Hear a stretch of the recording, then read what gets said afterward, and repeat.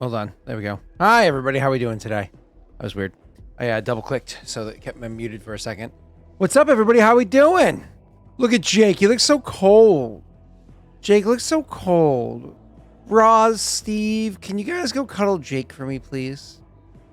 You just take a little like puddle hopper and go over there and give him a snuggle. I wonder if they're as cold. Does New Zealand get as cold as you guys do, which is warm? They get colder, I think. Yeah, probably, because they're so small, they probably get much more wind, right? Yeah. All right. No, oh, he's saying no. Oh, we get colder. Yeah, okay, yeah. Cool. Steve, what are you doing over there? He's being confused. You have actual mountains. That's true. That's true. They're just a giant desert. You know what's funny that Jacket's making me think of? So 2 days ago, Brittany was doing yard work in the front yard, and I was doing it in the backyard. And she accidentally bumped into a beehive, and she got stung 5 times. Which I'm mowing the lawn, and the lawnmower is huge, so it's like loud as fuck. And so I see her come over, and she has this like funny look to her, and I'm like, "What's she doing?" And so like, then I realize like she has a face of pain, like when she gets close enough. I'm like, "Oh, let me turn this thing off," which takes like 10 seconds. And she's like, starts explaining, and she like needs help because she's in like a lot of pain because she just got stung a bunch. So I'm like, "Oh shit!" So I would go inside to help her out. So yesterday I went out and bought like I was like, "What's the best way to get rid of this?" I decided because it's in like this little shed thing. It has like a door that you can mostly shut and just like pin shut with a rock. I was like, "This is what we're gonna do. We're gonna get a bug bomb," which I did. I got it's one of those ones you press the button and it aerates. It's like, and you leave the room. So I'm gonna get a bug bomb. We're gonna get ourselves dressed up proper. We're gonna go over there, drop a bug bomb in there at night when they're sleeping, slam the door shut, put a rock in front of it, and run away. We'll run like down the street because they won't follow you more than 50 to 100 feet most of the time. So we'll run straight away, wait a couple seconds, then walk back around and come in the back door. Cool, that's the plan. So I get like jeans underneath like chef pants that I'm like double layered up. I got like a loose layer with a nice strong layer underneath it. I'm good. I get like, a hoodie on top of a long sleeve shirt. I got my hood pulled up. I got like a COVID mask on, my glasses to protect me. I got like work gloves on. I'm like, I'm ready for this. I've never been stung by a bee before. Brittany goes and she just has yoga pants and a poofy jacket like that. And she's like, I'm good. I'm like, make me look like a pussy. That's okay. So we start going over towards like where it is. And the plan was for one person to press the button, put it down and slam the door. The other one to drop the rock and we both scoot. We realized it was only a one person job. So I was like, okay, I'll take care of this. I chickened out. And Brittany 100% did all of it while wearing just like super thin like yoga pants and like just a poofy jacket, not anywhere near as much stuff as me. So she's the one that goes over and does it while I'm holding a flashlight, and we both run because that's the plan. Cool. So I run to the spot that we previously decided to go to. I look back. She did not go anywhere near as far as I did and didn't take anywhere near the arc that I did. She just kind of was more or less still standing next to the fucking thing. So the short version is my wife made fun of me for the rest of the evening. And yeah, that's my story. And the poofy jacket made me think of that. That was never going to end in her favor if they chased you. Her little legs weren't going to outrun bees. You would have just left her in the dust. It was just funny. She's like, "Oh, I'll just take care of it. Don't worry about it." And then she just ragged on me for the rest of the evening. I actually hopped on a call with a Joey afterwards, and yeah, she was making fun of me. So yeah. Either way. See, I see Jake's jacket and I just see Big Shaq. Just tell him, man's not hot, right, Jake? Man's not hot. That's right. He doesn't get the reference. Right now. I do get the reference. I apologize. That's intense. Yeah, I know. How dare you? You can call me Greek all you want, but don't you dare. Anyways, so all right. Yeah. So this session we need to make so efficient because Sal's not here. We have to start the session way earlier than we usually would. Right? We have to get so much done that we just all could agree that Sal's the problem. Is that well on the same page on this one? Yes. All right, yeah. Cool. I As already long as you told. don't attack Nick and it goes to mass combat, I think we'll be fine.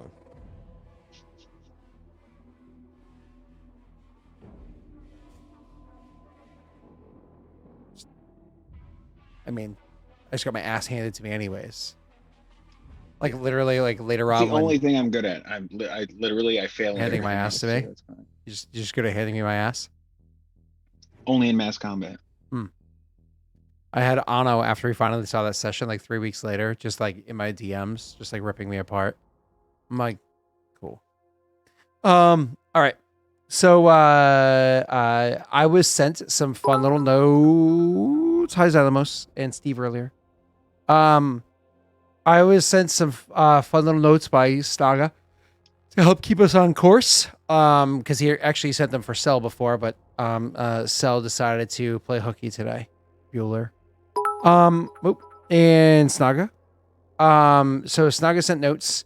It was the Crystal Scorpion infestation was one of the things you had to deal with.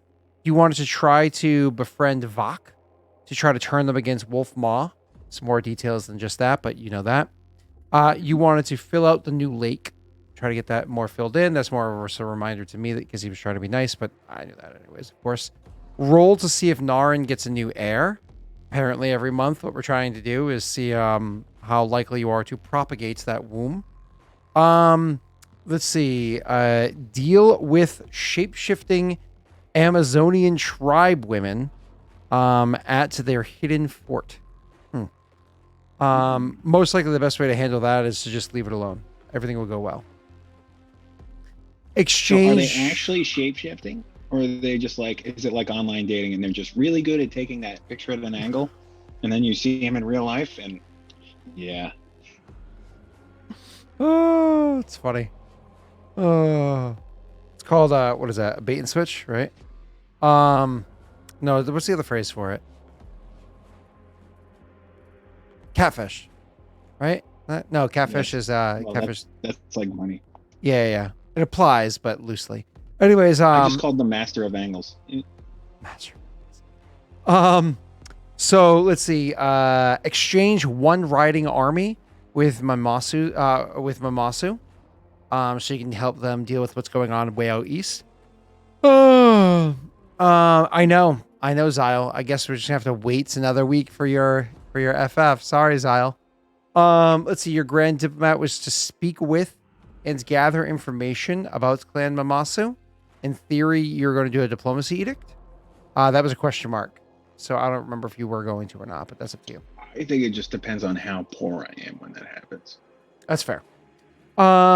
Give dead mushroom spore sample from underground tunnels to your magister to research. Build new armies. Yeah, okay, good luck on that one. And your events. Okay. You good? Yeah, that was a lot. Yeah, that was just the notes because it's been a while since you had a session. Because we had a lot of like in-person stuff, like your characters actually being able to like adventure together. Sadly, it came to a pretty abrupt stop, and only because poor Nick feel really bad. But like that Dude, entire I failed every save. Every save. yeah, like I mean, even Green was like saying words of prayer for you. You know what I mean? Like he was like pouring one out for his homie. So, all right. Okay, Jake, anything you want to toss to our way before we get started on Nick? No. Nothing you remember, nothing you wanted to have for RP with him. Everything's solid. Yeah, I mean, he sounds like he has a lot to get through, according to Joey's notes. So, good luck. I don't have enough in my treasury to get through half of that. So we'll see what happens. Well, let me just check and see if anybody has dropped the BP for you guys lately. Because that is a thing that can be done.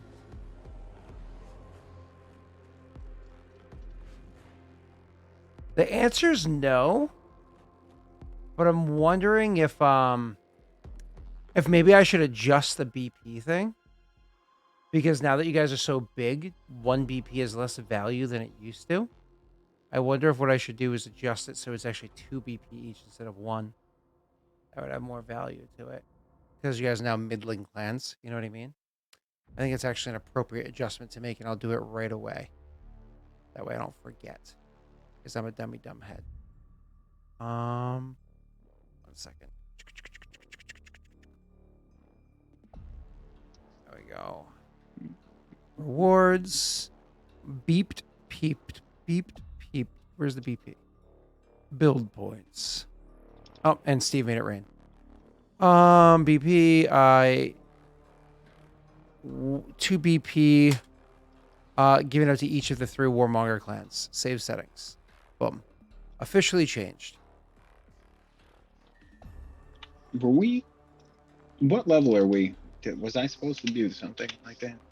Oh, actually, Oh. I didn't expect this. So as soon as I change it, Steve just dropped 4, which means you just got 8 BP each. Oh, So, nice. Good guy, Steve. Yeah. Thank you, Steve. Jesus. Okay. I think we did level, didn't Yeah, you guys give him level We 11. did. We're 11, yeah. Yep. we? Which means if there are any villains in your campaign, they're level 13 now. It's almost as though we should probably just, Scott, you should have them confront us, you know what I mean, before they get any higher. Why would I do that? If I wait till you guys are 13 and they're 15, there's a big power gap there. I mean, level 15 means you get 8th level spells. That's lesser wish. Yeah, but listen, if you're letting them have spellcasters when we, I got the only one, right, who maximum level 4 spells, then we got some problems, all right? Chat. Have you had Listen, Scott DM for I you can- before? He has. Because for a few years. Not only are we going to face a full spellcaster who also has some kind of ridiculous tank, and also who has been spying on us the whole time, so has had plenty of time to prepare, and then he steals all of our loot and our best magic weapon. that's how that's going to go. And then he's going to be like, I can't believe you guys didn't solve this incredibly easy but somehow super complex puzzle, and you party with it. It's not my fault. That's what I'm expecting. What? That would never happen. No. Jake, have you ever had a character die before? Nope. See? Proof's in the I think pudding. I'm the only one out of the. Well, I did not kill Tesh's character. That is true. You didn't. Tesh's character took a very long dive off a very short, like he was just like he was just like a whole bunch of nope, and it was a very sad moment. So, that was not me. That was not me. So, yeah. Totally believe you. No, it wasn't. Seriously, his character committed suicide. Oh yeah. Yeah, 100%. Back me up on this one, please. Now's not the time to cough, Jake. Now's the time to back me up on this one. I wish I could say something, Scott. I wish I could. Wow. I feel like I can't go further with that. I'm just gonna stop. No, you just say yes. That is exactly what happened. I mean, listen, you're not wrong. That is what happened. Thank you. Thank There you. go. All right. Let's get back to the game. Jesus. All right. So you, sir, let's just pick up with your kingdom rules. Does that sound good to you? Sounds good. Cool. I actually have to open up my sheets. It's funny. I actually left this computer completely unplugged and powered off until today, this morning, even about a half hour before I started working. I finally got it all plugged back in. So I just gotta pull stuff up real quick. Kushibashi. Got that right there. Come over here. Click that bye. Oh, yep, that bye. Open it up here, and we're just about there, boys and girls. Just about there. Now we can come over to. All right. I somehow. Okay, there we go. Sorry about that. All right. So yeah, there we go. There is Nick's kingdom sheet. We're good to go there. Let me drop you guys into the actual map. Oh, I think you guys are already there. So get Monger over here into the map and get you just about ready. All right. So you have your stats and everything put in order there, Nick? Kind of. I haven't leveled yet, but that's fine. I mean, your kingdom stats for the sake of pressing the buttons. Oh, probably not. Jake, don't forget to put bonus BP from viewers. Oh, apparently Nick has 2 from viewers on his bonus BP thing. Is that from something from before? I have no idea. Sorry, it's written on there already. I don't know why it's down there. I don't remember. What am I putting in? Because when you said 8 BP before, I just put it into my treasury. So No. It's when you roll for your it's when you roll for your money. That's when it comes in. Yeah. Okay, and that goes under where your bonus BP thing is that Cell made for you on the front of the Excel sheet. It's that one that's listed viewers. And Cell can listen to us, so he'll be able to add his own. He'll either remember to do that or bust it open on his laptop and tether it to his phone.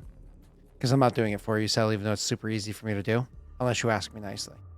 Then I will. All right, Nick, you ready? I am going through it right now. Okay. I need some minor adjustments. Yep. You're right now. You're actually have to be very lucky. Your consumption is super negative for this one turn. Or did you already do that last time? No, I think it's for this one, and then it's over. That's right. It was somebody else got penalized last time. I think what it was, and then it's gone now. Okay, cool. All right. It's 49, stability 70, loyalty 58, economy 63. Okay. All right. I am ready for you, and you are, sir. Yes, let's roll. They see me roll in. They hate in. All right, what am I starting out with? Upkeep? Yep, upkeep, sir. And since your unrest is 3, this is just going to be challenging your unrest, not earning you BP.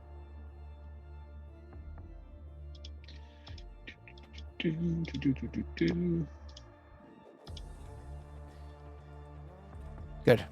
I was making sure my mute button still worked. It does.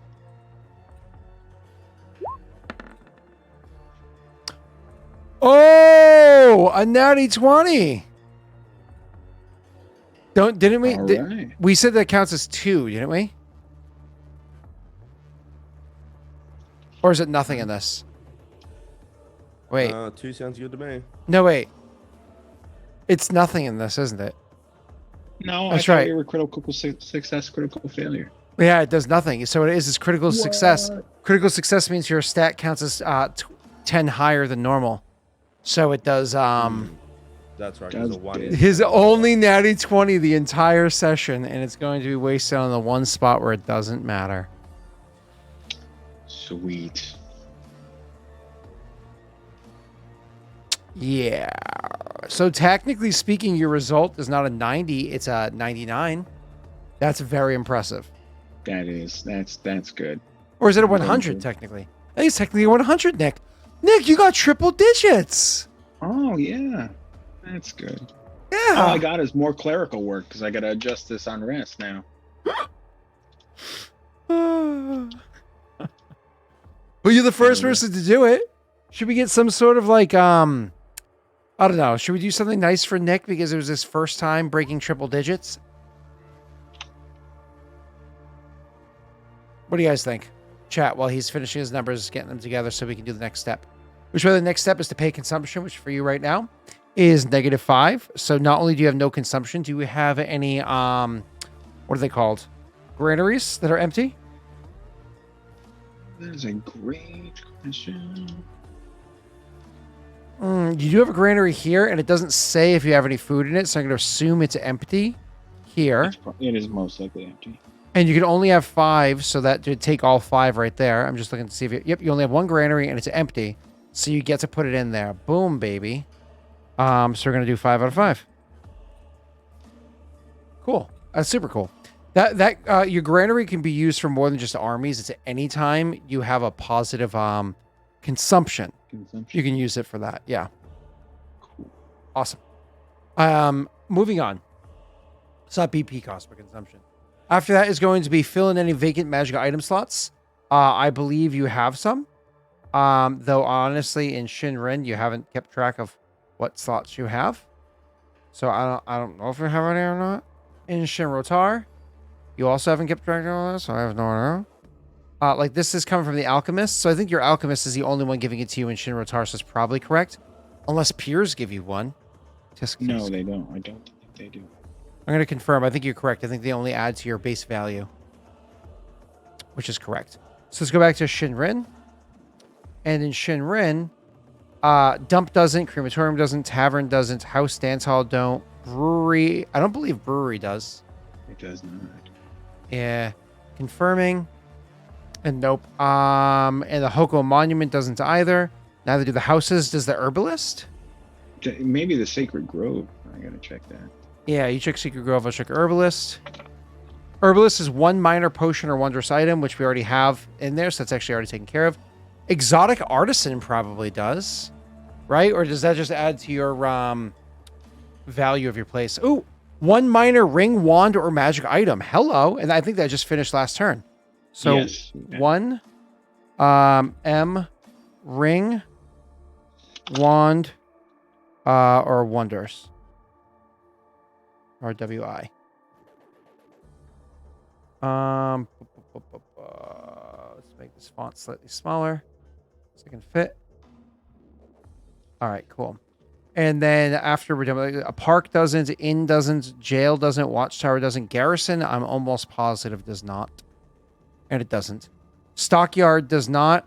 Tannery, I don't think does, and smithy, I don't think does. Confirming that right now. Smithy, nope. Tannery, nope. Military Academy, can you check the Military Academy? You said Sacred Grove is a nope, correct? I haven't even found it yet. Jake, can you look up Sacred Grove? It's inside the other book. Yeah. Pretty please and thank you. I'm going to look at library.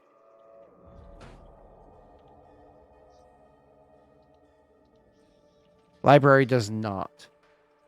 And mansions don't either. Cisterns and granaries don't. So it's literally just Sacred Grove and Military Academy, the only ones that might.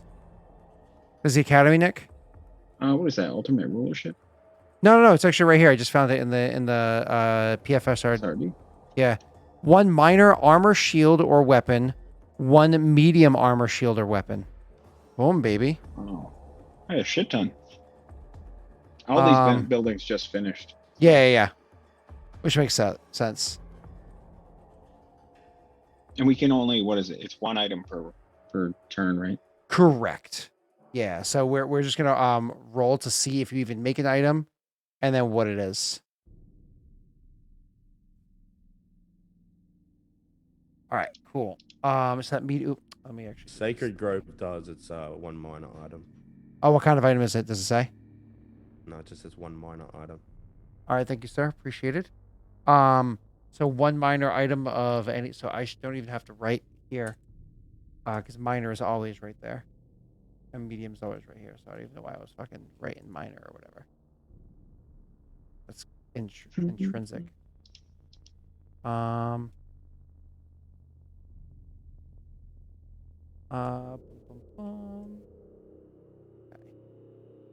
Just making this so it's easier to read. This is the most fun part of the game. Oop. Okay.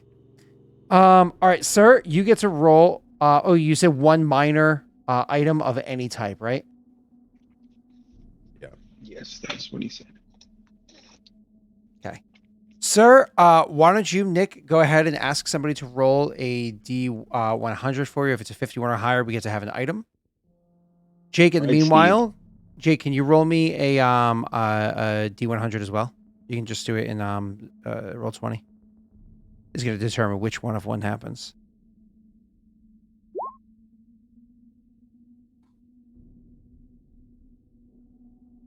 You rolled 39, so it doesn't matter anyways. Jake. Yep, too bad. All right, moving on. But at least now we got you prepped up, so all your buildings are situated in there. Getting a medium item would be fucking badass. I hope that happens to you soon. All right, let's move on.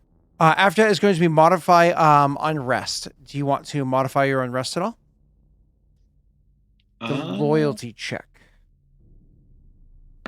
Yeah, I guess we can do that. Ooh, you actually can't fail now. Right? Because even if you rolled a natty 1, that's 60 minus 10 is 50. You can't fail. Sweet. So you roll just for the sake of the... What the hell? Did that not work? That was weird. Why did it just... Yeah. Oh, just is it? I think it's broken again. I have to look at that macro. I don't know why it broke. Just slash R 1d20 plus 59. And while you're doing that, I'll look at the next step for you, sir.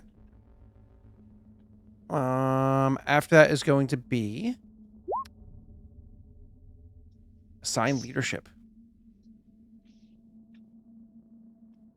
So 71 is a pass. Funsy fun. Yep. All right, now that cuts me down one more on rest, correct? Yes, sir. Which means you have to remath all your numbers real quick. Takes you down to only one unrest, which is good news.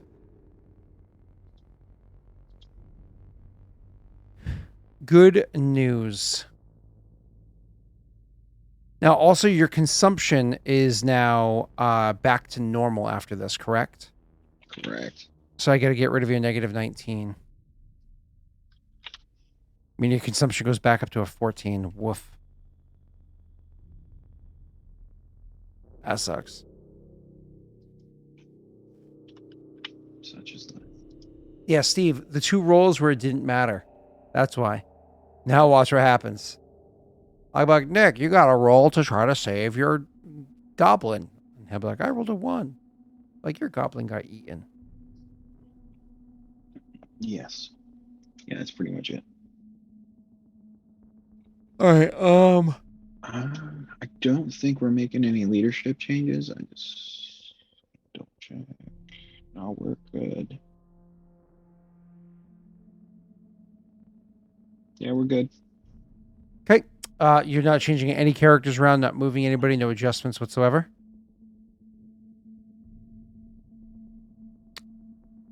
Nope. Okay, cool. It's at this point, next session or what have you, that we're going to start integrating you guys' Center of Powers. So I know you've started talking to the people that are inside the group, but as a reminder to all the patrons that actually have characters that they've created, make sure you check Discord. Make sure you check the special chat that you're in for the clan that you happen to have your created character with. Make sure you look at what you're supposed to do there, because you're going to work with your Warmonger daddy, which is going to be Jake, Nick, or the new bio boy. And you're going to choose the Center of Power, where your character has extra benefits for the kingdom. All right, moving on. After that is going to be claim or abandon hexes. Ooh, so before we do anything else, you are currently unable to fail no matter what with even 1 unrest. If you gain 2 more to your control DC, you still would be unable to fail no matter what. 3 more to your control DC, you can only fail on a negative 1, sorry, on a natty 1, but once your unrest goes back down, then you're unfailable again. So, that being said, how many hexes would you like to claim? You can claim up to 3.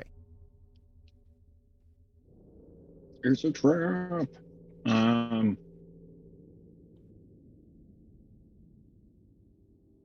mean, in my opinion, it's worth it gathering hexes if you're doing things like planting farms, because you need to reduce your consumption, and there's some plains that you can get your hands on that are right next to your land. It's also worth it to grab hexes if there's other like terrain improvements that you need to do, or if you're really trying to get to the next threshold. But like the next threshold's at 51. You're at 27. That's far away. Yeah. I do need the planes though, so I think I'm gonna grab this one. Yep. Okay. And what else? And I assume you're gonna build a farm there? Am I gonna build a farm or a commatory den? The commatory, what generates you BP, and the farm reduces unrest, right? I believe. I kind of forget, but And can't Commatory also be built on hills like this one right here? Yeah, Commatory can also be built on hills. So you could actually grab this one right here if you wanted to, which somehow you don't have. Oh, did you lose that to a monster fight? I feel like I you have lost. no idea. I think you lost this to a monster fight. That's why it's missing. Am I wrong there? Does that sound wrong? Because that's randomly missing. I don't recall that. Yeah, because I feel like you fought more in the woods. I feel like you fought more Yeah, like because the along monster here. fights were up here. Yeah. Yeah. By the way, so this one's randomly missing. What the hell was that supposed to be? That was a watchtower one. No. Oh. Was that a mine? How many Commatory dens are you supposed to have on your sheet? How do we have them listed inside of your thing? Ranch 2. You're supposed to have 2 ranches, and I see 2. One here and one over here. And are you allowed to have farms and ranches together? I don't think you are. Yeah, I don't think you are because you can't have farms and mines together. That's right. So,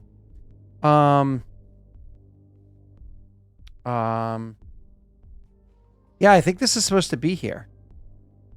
How many, what are the farms are you supposed to have? Total 6. of 13. Oh, 13. Yeah. So let's count them out. 1, 2, 3.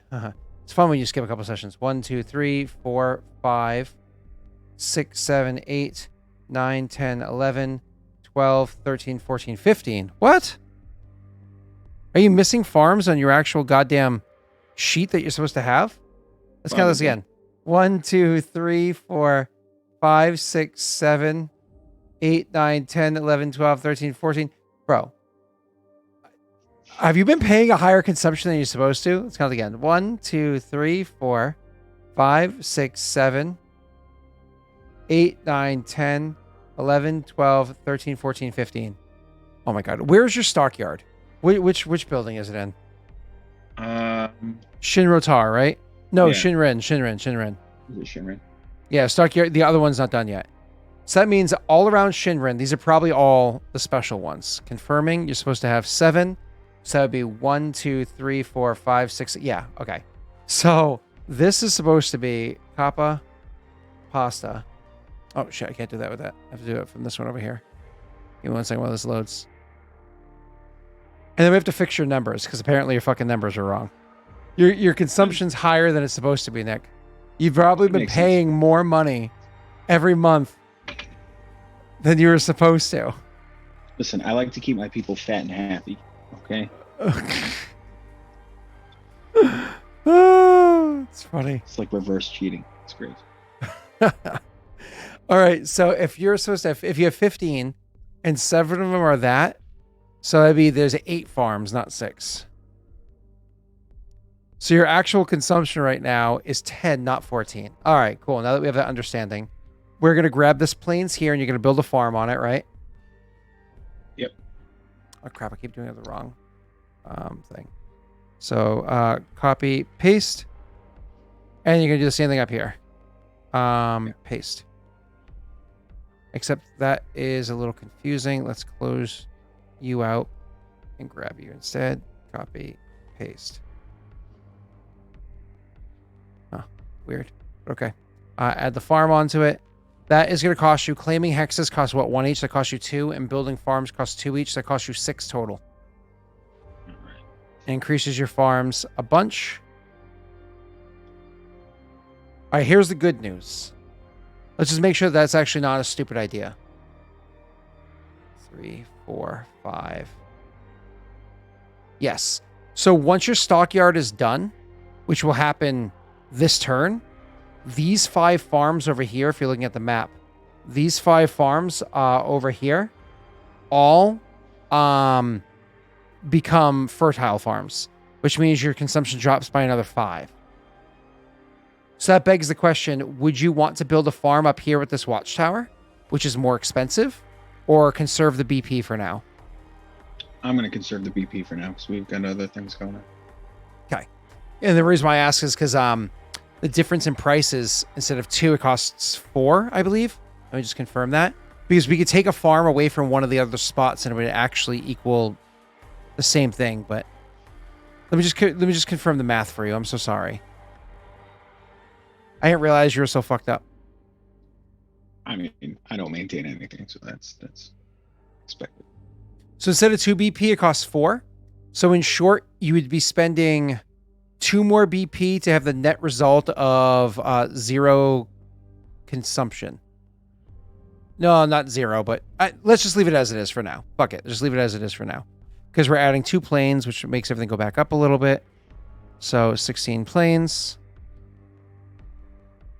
Cool. All right, we're good. We're good. We're good. Either way, your consumption is about to take a huge dive from where it just was. Thank the Lord. All right. Listen, Steve.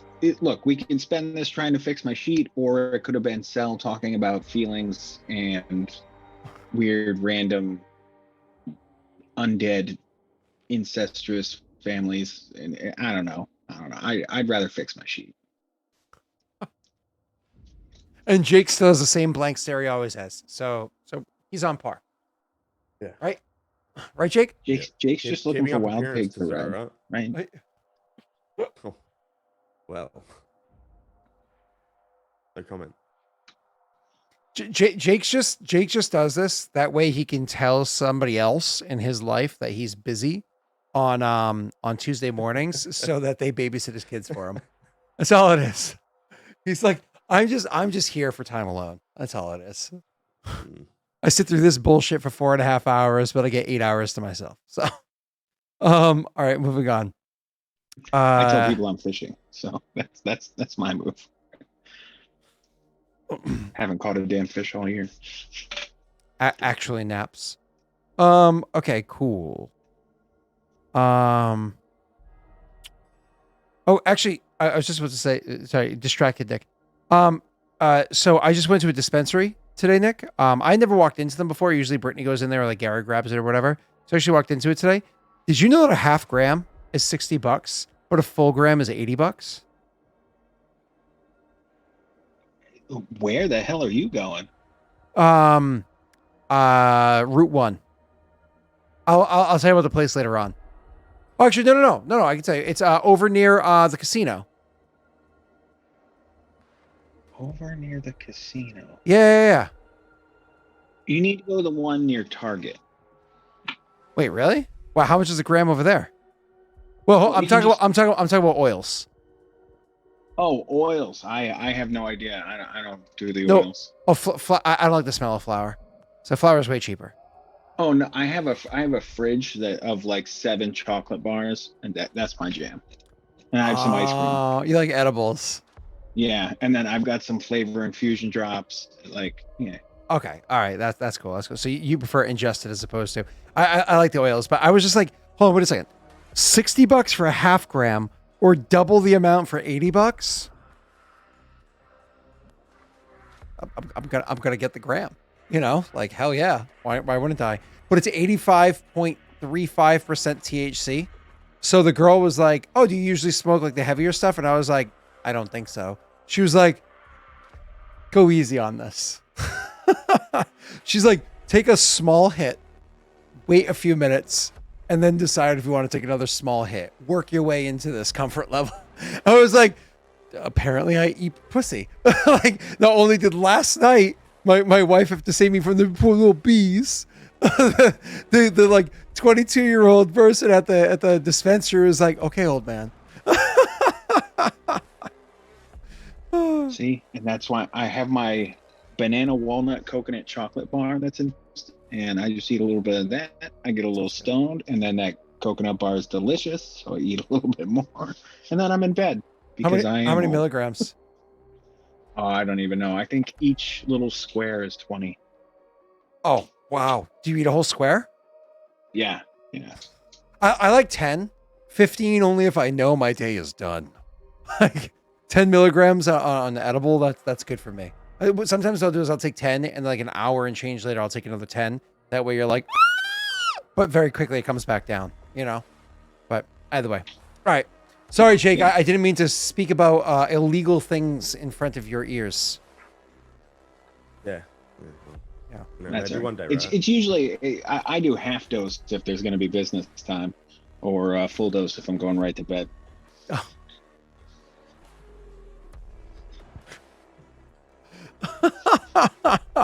Moving on. He leaves the socks on, of course. All right. All right. Let's Actually, see. just the left for grip. Now I imagine Nick with those like old people ortho socks that have the rubber. No, I got like a bunch of, like trampoline park socks. It's like, why is one sock always worn down? Anyways, so not for the same reason as sell, but you know, still happens. Anyways, so the all right, assigned leadership, nothing was happening. You claimed 2 hexes. You're not claiming a third one. No. All right. Are you building terrain improvements beyond the 2 farms? Because in theory, you have two other spots where you could build farms, but it's inside of forest, or you could actually have Commatory, it's built inside there. Because there's no limitation. Like Commatory things can be done on plains, on hills, or in the forest. Because Commatory are from the forest. So you could actually have a Commatory ranch there if you want to along the road. Not at this time. Okay, too dangerous. Gotcha. All right, so You know what I've just realized? what's that, sir? I think Cell planned this, and I'll explain why. Right? If me and Nick get ours done today, whose go is it next time? We start with, and then it goes back to.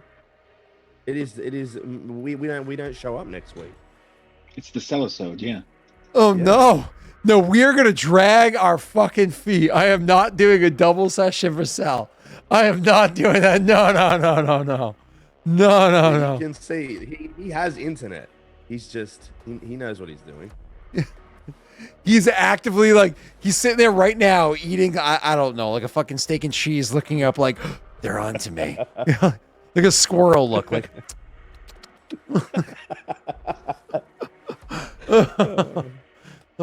Anyways, all right. Where are we? Okay, terrain improvements we're done with. Yes, Nick? Cool. Even though you can do 5, you did 2 and you're happy. Oh, canal. Did you want to do any of the canal, or are you still done with that? Or are you waiting for the lake to be done? We're waiting for the lake to be done. Well, guess what? I'm doing it right now. Oh, shit. That's okay. I have a beach.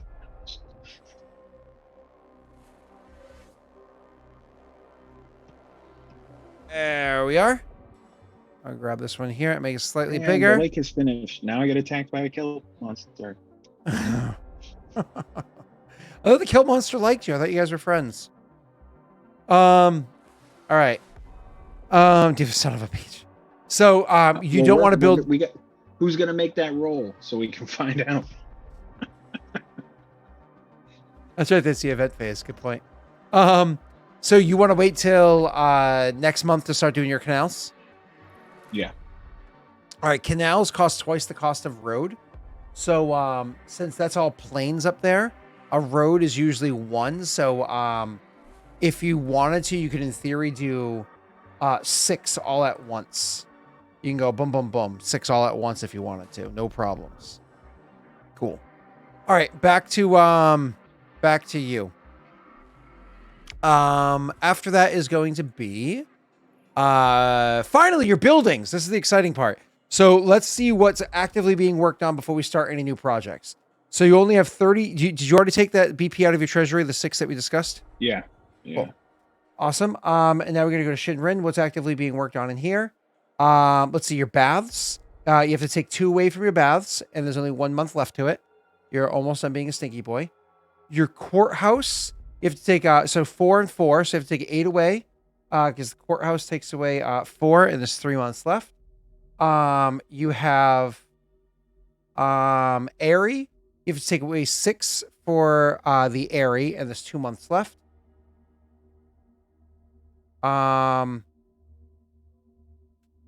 So that's 14 just in Shinrin you have to take away.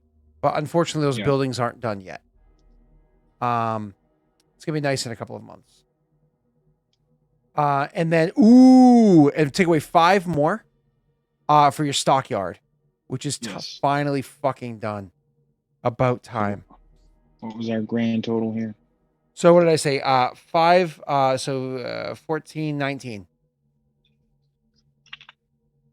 Okay. There's other things that you have plans of building but haven't actually started yet. So with you taking away 19, I think you have 11 left. But most importantly, we go back over here. We have 1, 2, 3, 4, 5 of your farms get deleted and they become fertile farms. So this goes down to 5 regular farms and 12 fertile farms, meaning your overall consumption just dropped to a 3, which is by and far the lowest I think you've ever. I think it's the lowest you've had it since even the beginning of the campaign. Quite possibly, yeah. I think you're like a 10 at the start of the campaign. I don't think you've ever had it this low. This is amazing because the only reason why you haven't suffered this entire time is because you're a money making machine. When you don't roll like shit. This is going to seriously help you. Like next month, you're going to notice a difference. All right, cool. Actually, this month you will because you had a negative consumption. All right, back to you. Any buildings you're starting because you're like kind of maybe a little behind on the buildings you want to finish. I think I'm holding off because I need to potentially recruit. I think we were building armies, so. Okay, so have you finished recruiting all the people you need to build the army or no? Where I forget where those notes are. Probably the front page. How many recruits you have? Nope. Maybe it's under the advisor tasks. No, I mean, what's that shit called? Yeah, Kingdom Notes. Thank you. Did you ever successfully recruit people or no? Thought we did. I know Jake has recruited people, but has failed to train them.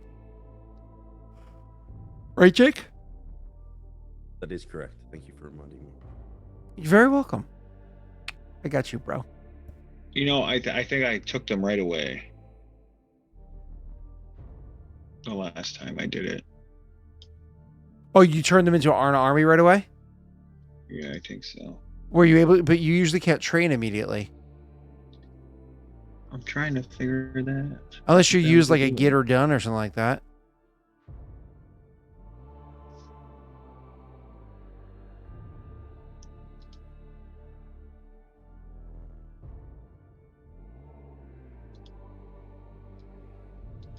Yeah, I don't see where you have that. I might not have. I mean, I remember you rolling. I remember you specifically rolling for elites, not for regular people, correct? Yeah.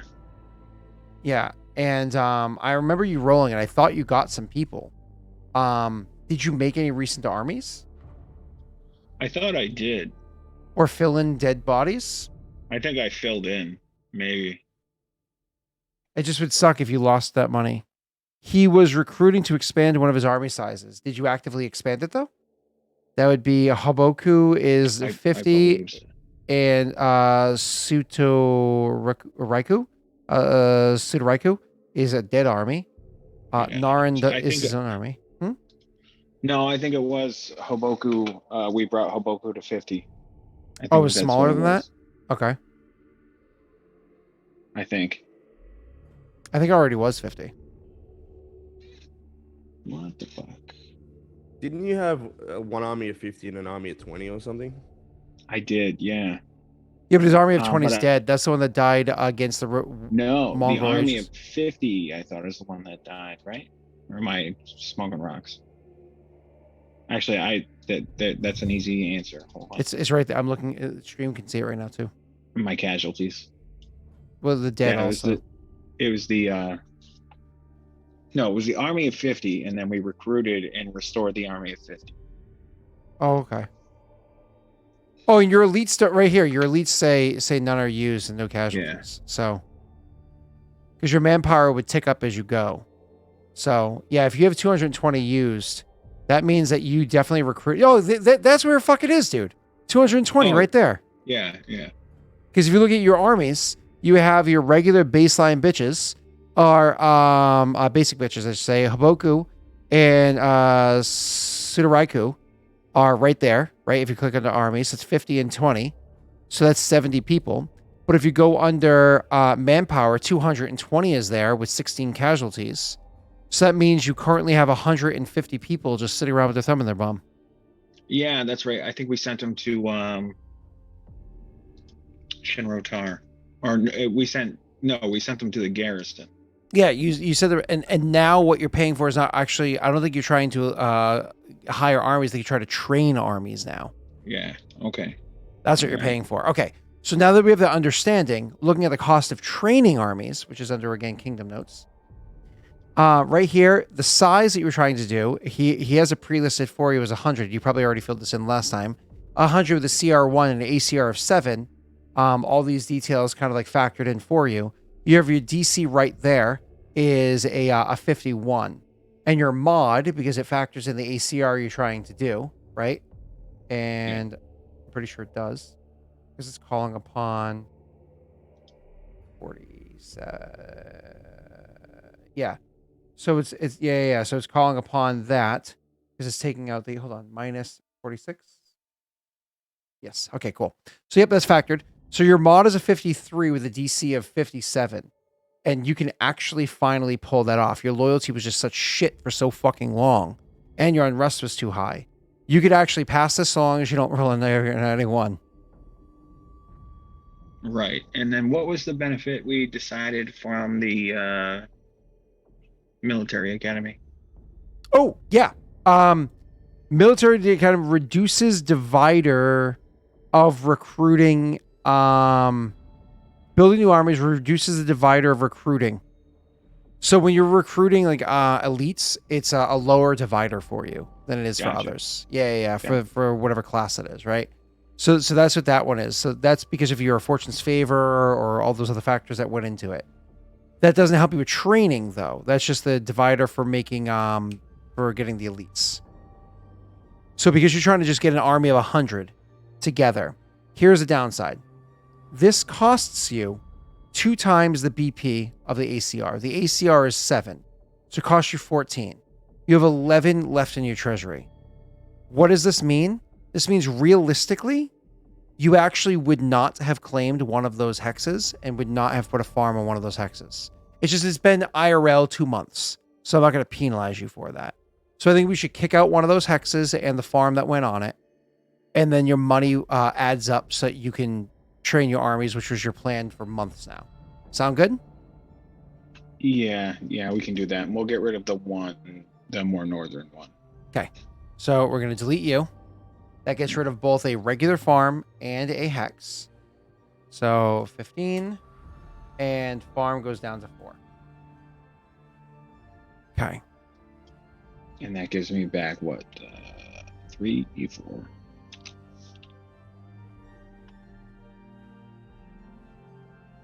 I just want to count out your farms again to make sure we're not still screwing up. So you should have 1, 2, 3, 4, 5, 6, 7, 8, 9, 10, 11, 12, 13, 14, 15, 16, 17 farms, even deleting that one. And my math here still is just 16. So actually, you were supposed to have one more farm anyways. So it was still mathed wrong. That's hilarious. So actually, your consumptions just get slightly better than what we thought it was because you lost a hex, but you didn't lose a farm from how it was mathed in.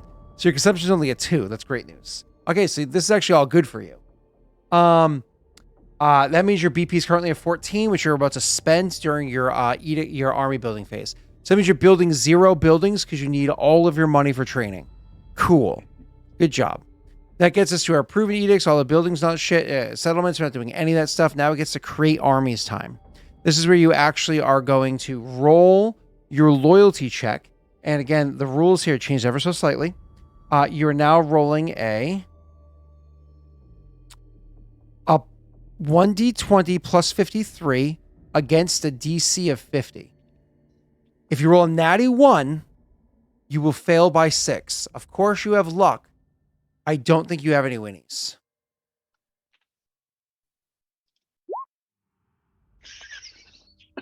Do not. Oh my God. Oh my God, you started laughing before I saw the results. So I was so scared. Oh my God. Okay. Scared the shit out of me, Nick. Okay. That's good news. So I just want to double count your goddamn buildings one more time just because the excitement's out of the way. I saw your farms. 1, 2, 3, 4, 5, 6, 7, 8, 17. Okay. I think it's 17. Am I doing something wrong? Am I counting around wrong?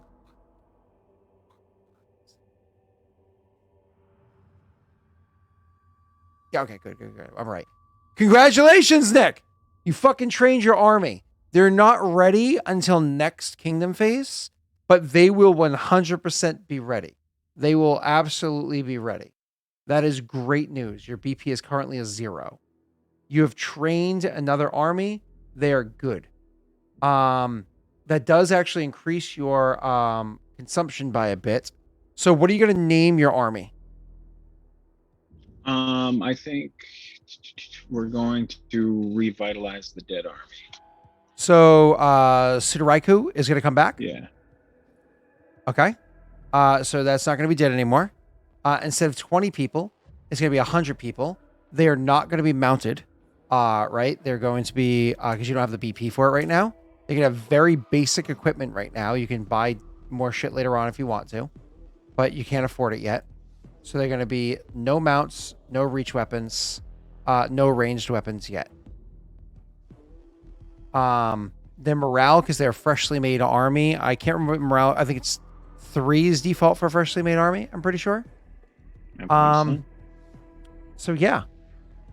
And they're stationed in your barracks, your garrison, sorry. Yes. And where is Hakobu stationed? Probably somewhere else. They are at Shinrotar. Shinrotar? Do they have a watchtower there or something? Yep. There's a barracks there. Okay. There's also a watchtower just north of it. Okay, or so east of it, sorry. Yeah. So this would be Shinrotar. So West, because I can't pick a direction. I know nothing about that. Okay, and this is garrison in Shinrin.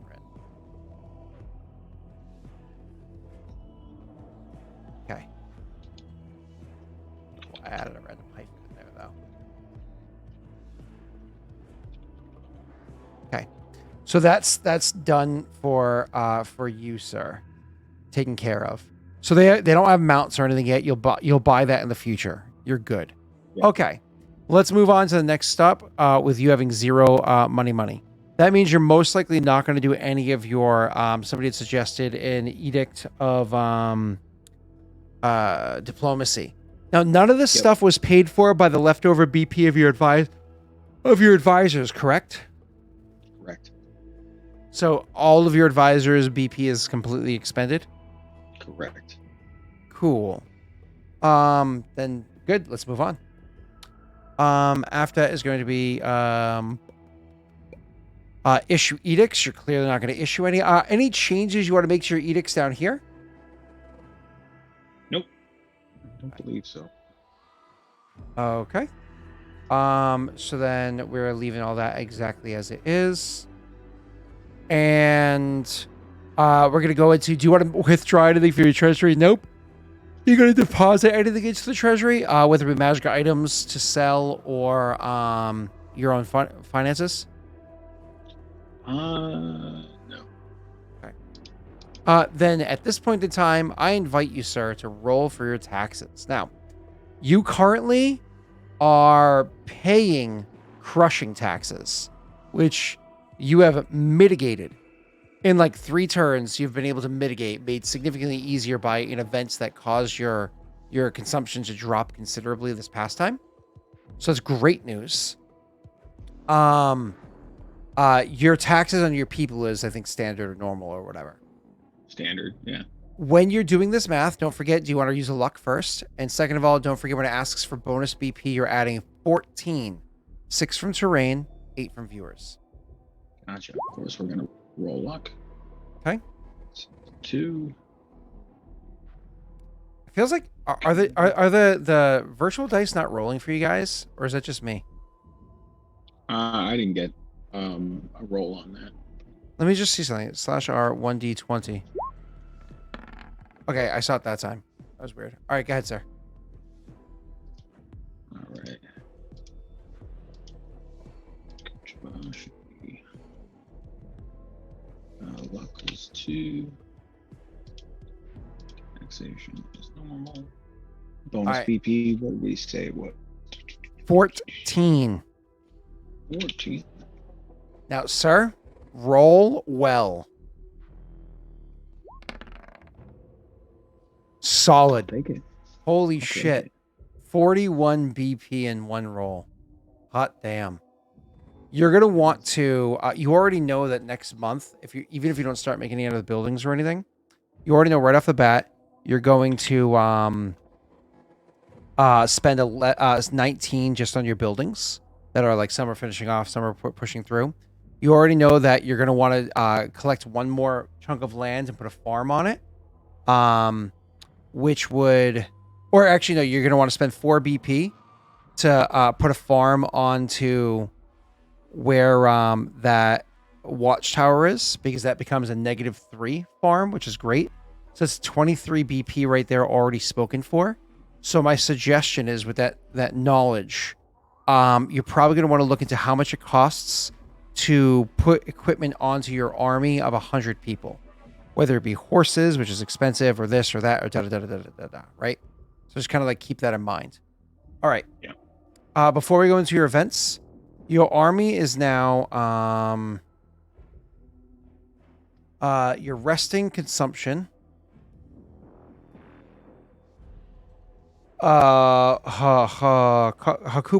Hakubu is 2, and Sotoraiku is 1.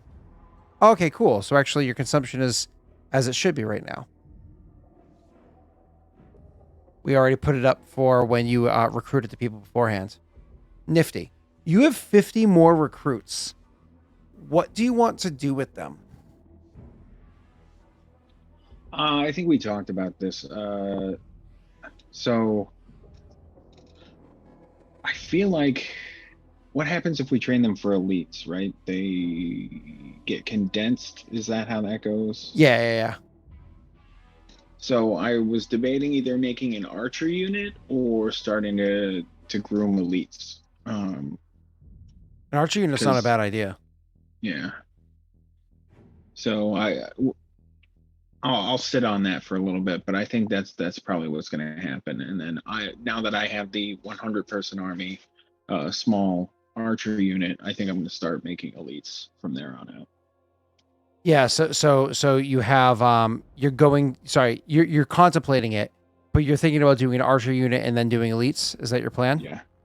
All right. Cool.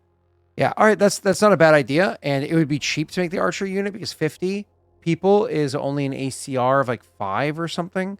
So it's only cost you 10 to make them, which is way better. So just kind of like get yourself like know what you want first before you kind of dive into it, right? All right, cool. All right, let's get into the next step, which is your events. Oh boy. Oh yeah. Are we ready for this? Probably not. Cool.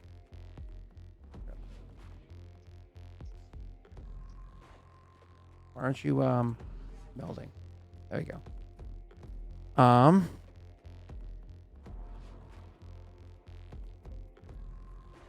You're hiding from me? Oh, that's why, because I'm on the wrong page.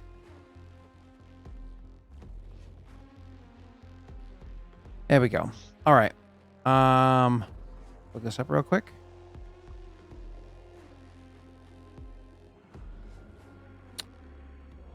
Back. Okay.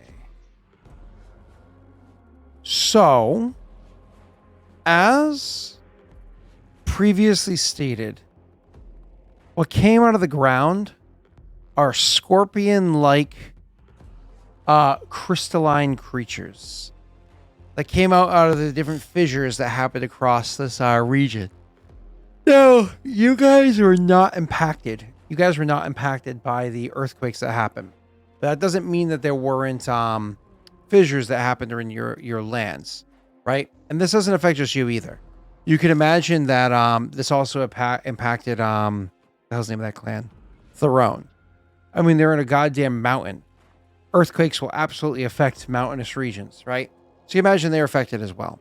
That being said, these creatures, these scorpion-like crystals that happen to come out, they're, as previously stated, not necessarily violent unless you are violent to them.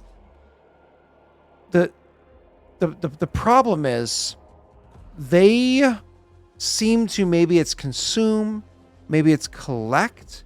You're not entirely sure. But they have been making their way around, gathering minerals of value. Now, you don't have any mines. This doesn't impact your ability to generate BP or your people's way of life.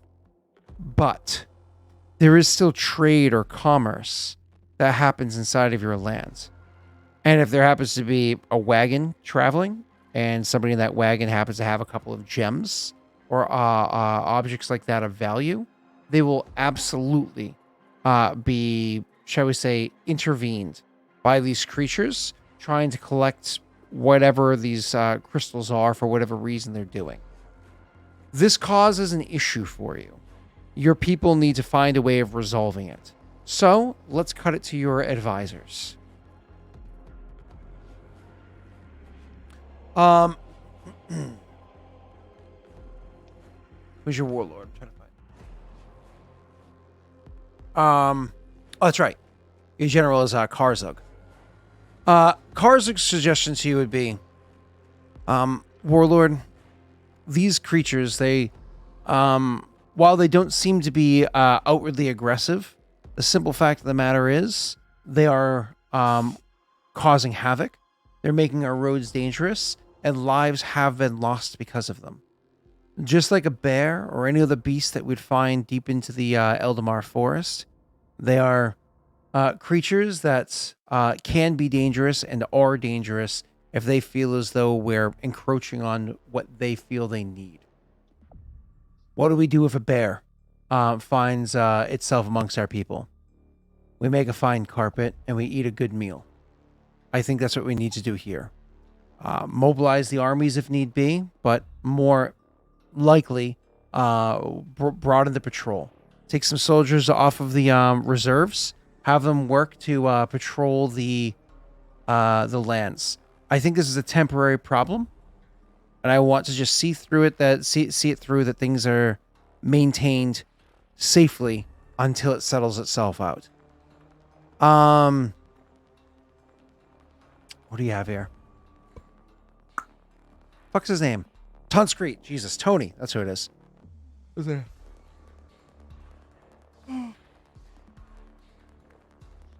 I agree with what Karzug said.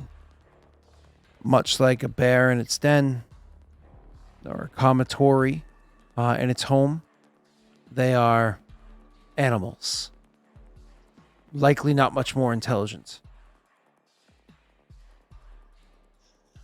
We don't need to engage them, however, as they are not very easily defeated in combat. They are resilient to most attacks.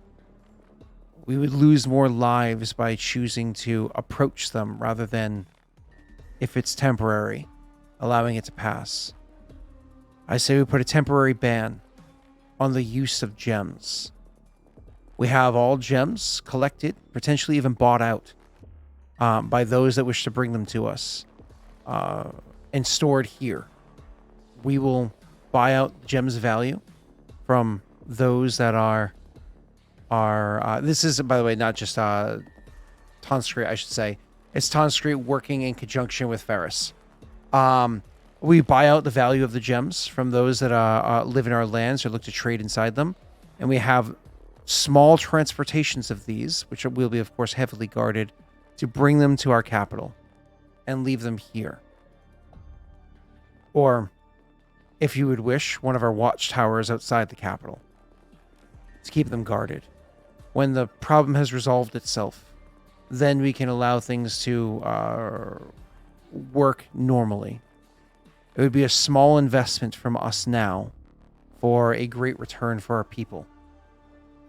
Ferris, again, is like they kind of like came up with this plan together.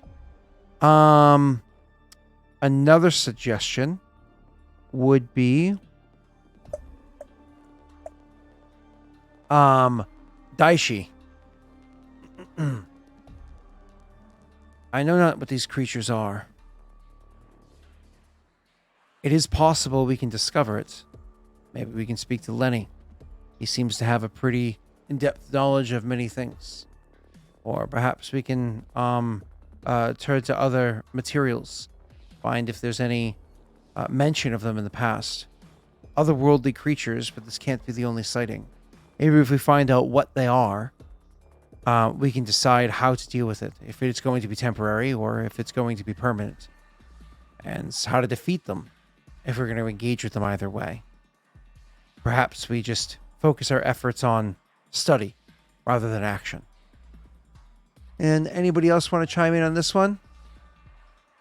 Dazarox would just say something along the lines of, I wonders if they breaks, are they valuable? Perhaps they are worth monies. And just kind of like leaves it at that.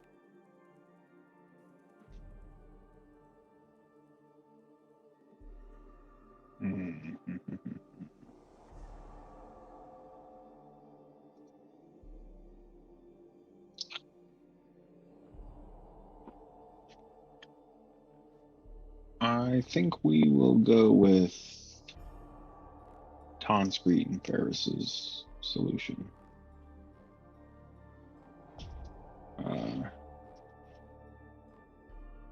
Yeah, so that's I'll say Tonscrete and Ferris, make your arrangements to start having gems transported to the capital. At least this way, if they're going to attack, they're going to come and force one location. Okay. For you to do that one, that's going to be a stability. No, sorry, that's not stability. That's an economy check. For them.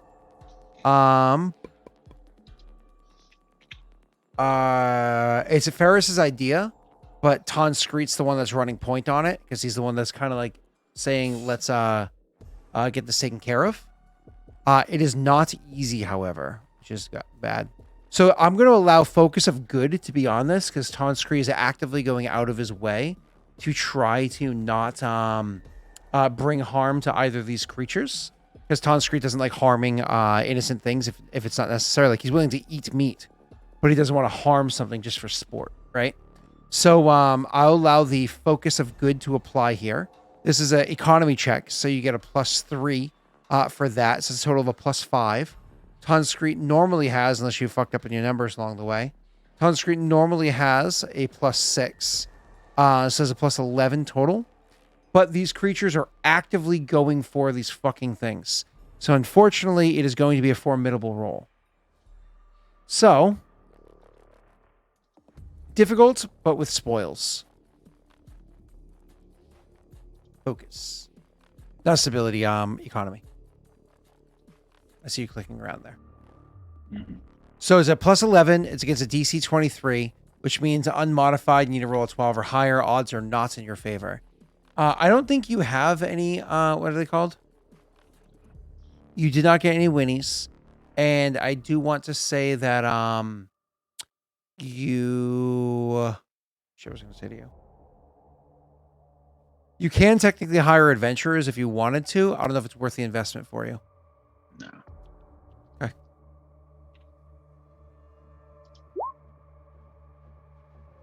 Boom. Ooh-wee! You beat it. That's... Hold on. You beat it by 5. Yeah. 75% chance to crit it. You want to try? Why not? Nice. Critical fucking success. That is absolutely amazing. This is what it comes down to as a critical success. After everything's said and done, Tonscrete says, I believe we've completed the task, Warlord. There was unfortunately bloodshed, as you might imagine. Nice Viking. There was unfortunately bloodshed, as you might imagine would happen, as these creatures fervently fought against us. Scarcity and condensing the numbers in a small area had its impact. Moving forward, I greatly suggest that we have a good number of people standing by at the watchtower chosen. We want to make sure that these people are not left should things get worse. That being said, Ishmael, no, not Ishmael, what's the person's name now? Ferris, apparently knows more about gems than they ever let on. They were able to purchase these gems at a discounted rate from many of the merchants from outside of our lands, and it's a fairly fair rate from those within. They will yield a significantly greater profit when the problem is resolved. You will have an exploding BP event when this is done. So exploding BP for you will be because it's not supposed to be like a ton coming off of this, but you will have a D4 exploding. So you have a 25% chance that it'll explode. If you know what I mean by that. Assume you know what I mean? I am. I'm just trying to get some notes. And that's after the creatures have been resolved. That being said, however, switching over away from a gem economy and more to a coin-based economy had a different impact. So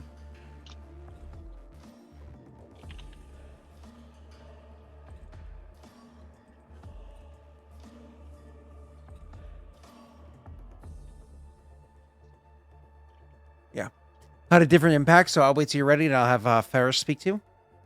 Yep. So Ferris comes to you and says, actually, let me pull up their sheet real quick so I want to make sure I at least understand them. Nope. Advisors, Pipe Train, Ferris. Dunko, Steve, and Viking, but Steve. Okay. Oh, that's right. Ferris is a Hafue. Forgot about that. Ferris says, oh, that's right. Yeah, Ferris gave a fair deal to everybody at the coin trade. Says, Warlord, I thought I'd let you know a little bit of a report. I suppose an unexpected turn of events from the buying out of the gemstones. Well, the gemstones are being more scarce in the region, mean that their value has actually increased for us. There's a bit more of a rarity, so they're going to have more value than they otherwise would have, on one condition: that the market doesn't get overly flooded by others filling the gap. You can imagine those that are more comfortable in trading in gemstones would be seeking them out from someone else that would be willing to sell them at a lower price. You, of course, know who I'm speaking of here. If that doesn't happen, the value of the individual gemstones that we have here, not only were they purchased in a way that will be equitable for our clan, but it will actually go up even more so. I think that we might be able to even potentially double the profits if we're able to hold that at bay. But that's, of course, something that I cannot do. It would have to depend on how the other clan is choosing to interact. Thank you, Incompetent.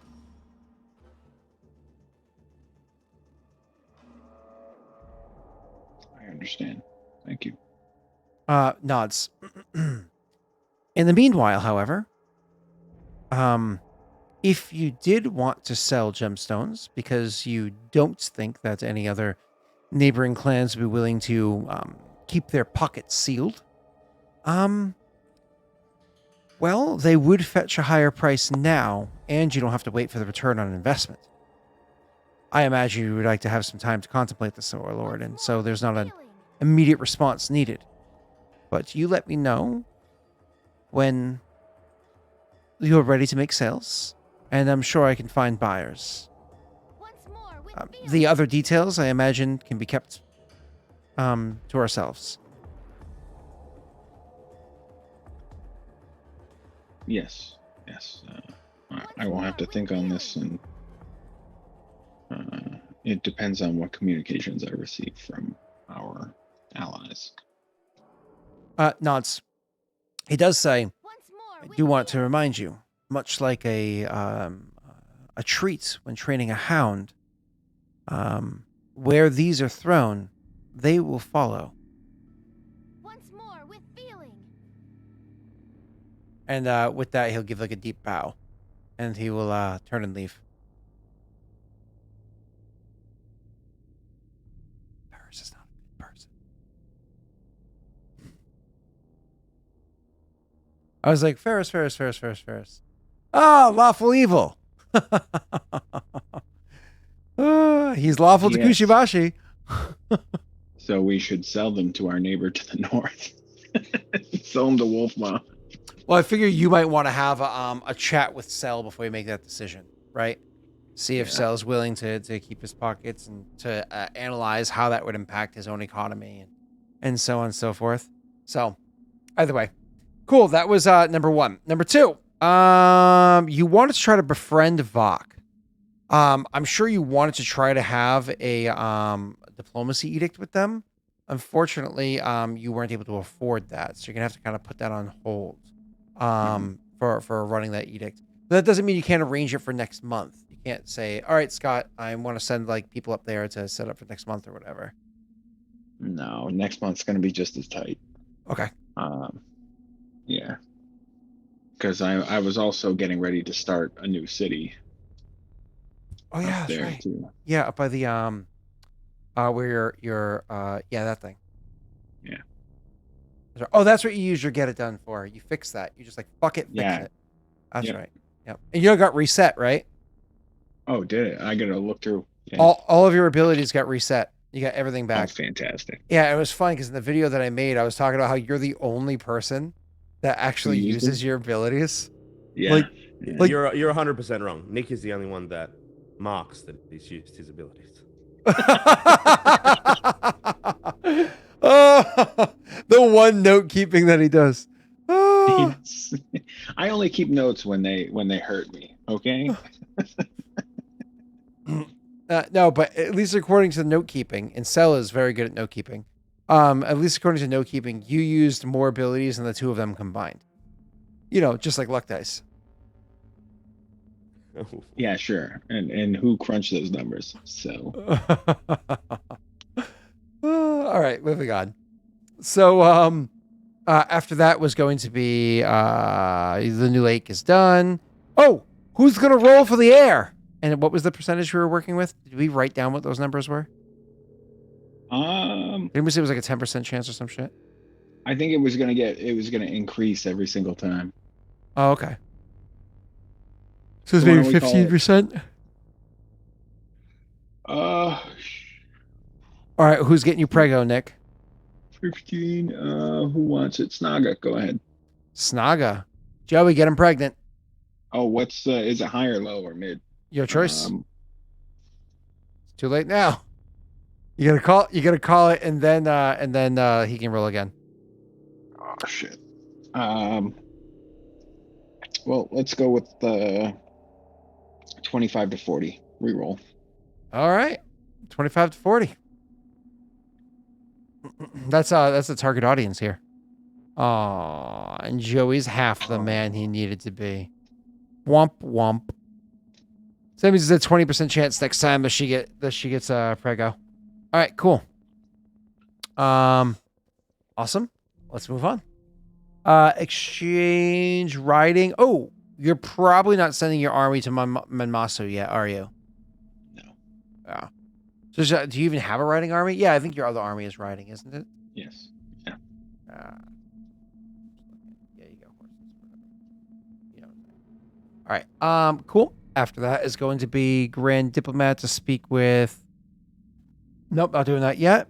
Spy Master went to Shado to gather unofficial information about Clan Mamasu as the clan passes through Shado lands, an espionage edict. So that was on hold because you were out. Give did mushroom spores sample from underground to your Magister for research. Your Magister's Ryan, right? Yes. Perfect. We can actually do that. This is going to start off, before doing anything else, with Ryan making a knowledge nature check. Feel free to double check his abilities, see if there's anything in there that benefits you, but it's going to be a knowledge nature check. His results will set the DC of the kingdom roll.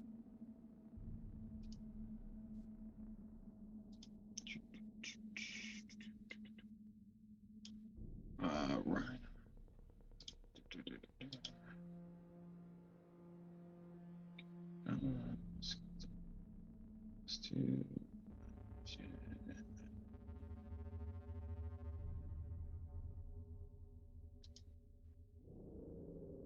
So while we're waiting for Nick, at work on Friday, it was my first day back from vacation, and I was coming back to do a half day because I had a wedding to go to in the evening, and it was in Salem, so it was a friggin' drive. Anyways, especially at the time, 4:30 on a Friday was the wedding. Whew! That was some fucking traffic. Anyways, I come back to work on Friday to somebody getting fired. I was like, woo, firing at a startup. That's fun. There's not many of you. So. Womp, womp. Yeah, exactly, Sal. Exactly. I mean, I said Simon Steve. Exactly. Sal's not here. He abandoned us. He doesn't love us. All right, so what am I rolling here? Knowledge nature. There was nothing I saw. Okay.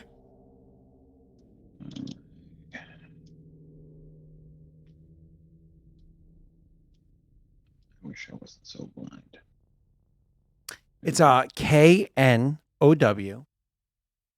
No, I have LE. it. It's just I have so many tabs, but everything's blown up times a million.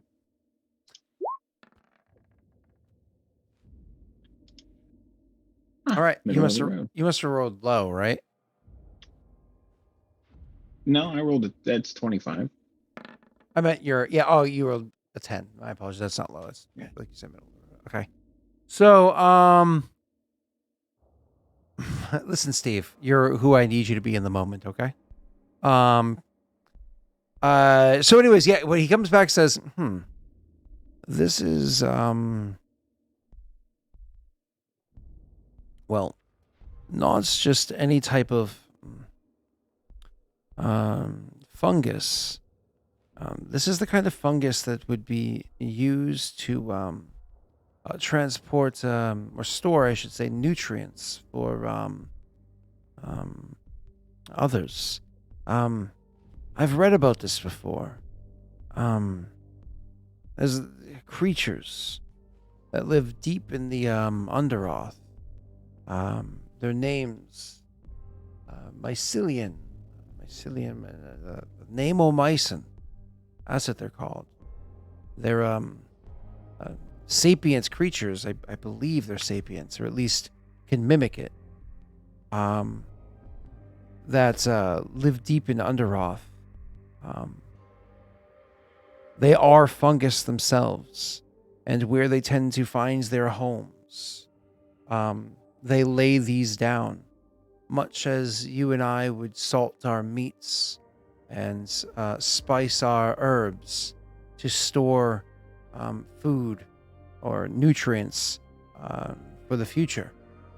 They keep things stored like this in a baseline, a weaker type of fungus. It looks as though it still had much value to it.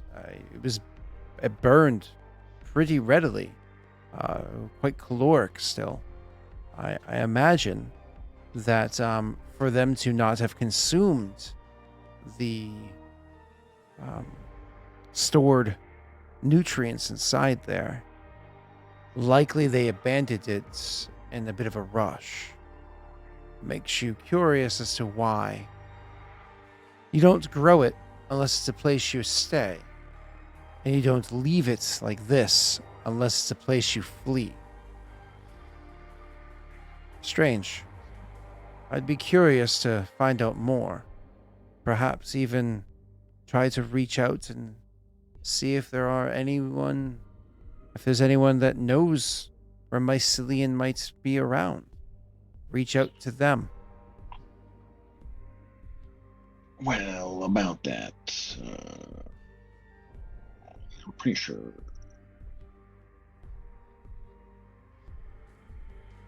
Tessel's murdered a whole clan of them.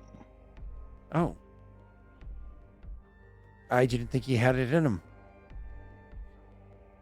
Well, you know, if they don't worship his god, he gets a little.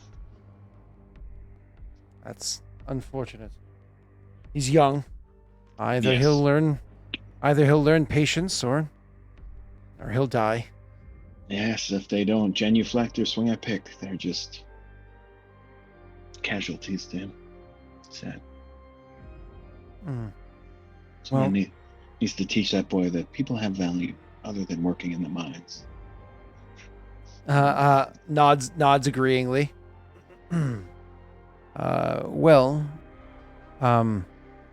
Where did you encounter these Namomycin that he slayed?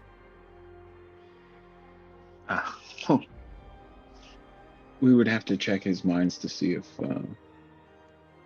more can be found. That would not be a bad idea. I would suggest doing that. And in fact, I can get together a group of people. I'll work with Ton Screets to send them over there and into the mines. Oh, blasted. If the mines have valuable minerals, it's possible that these crystal scorpions could be a danger.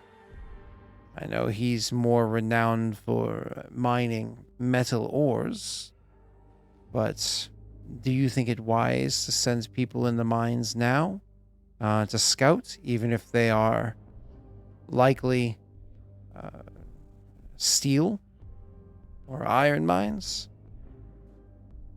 Another foray into those depths will be due soon, though I must admit I have no desire to head back into them. I was Anytime. not suggesting you, Warlord. I wouldn't do such.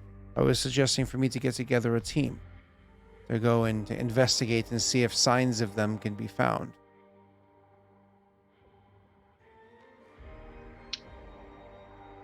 They need not engage, simply discover. If they're in the area, it might be best to head to the garrison that was recently repaired, as there are mine shafts under there. Rather than where you had encountered them before. It's not a guarantee, but it is at least more local than heading as far We east as also- Shado. Encountered a purple worm where we encountered the mycelium before. Or the mycin. Understood, Warlord. And from what I understand, it was you that valiantly slew it. Injured it. I don't believe it was slain. Still lives. I think it was killed later on by adventurers or some shit. don't even know if it No. was. All right. Stop taking away my achievement. All right. My army killed it. Thank you. Yeah, I think All somebody right, so we hired it. harvested. Yeah, I'm pretty harvested sure you its, fucking hired weapon. adventurers to assist you. Honestly, that sounds like something I probably would have done, but I can't confirm or deny it. All right. All So right. it wasn't yeah. Clan Densho. It was Clan Densho outsourced, right? And associates. See, Uh-huh. he just used that Ashen Orc old family money and just threw money at the problem with your Ashen Orc privilege. Mm-hmm. It's like you just called the 1-800 Going number. there. You just call the 1-800 number. You got a very distinct accent, and you're like, "Oh, I thought I was calling like, oh no, this is 100% an American company." And you're like, So one of those sort of situations, like you hear a nice Well, accent. We are Clan Densho. We definitely did the killing. Thanks, John. Yeah, right. God. Anyways, so cool. Yeah, so he suggests doing that. Did you want to do that now or no?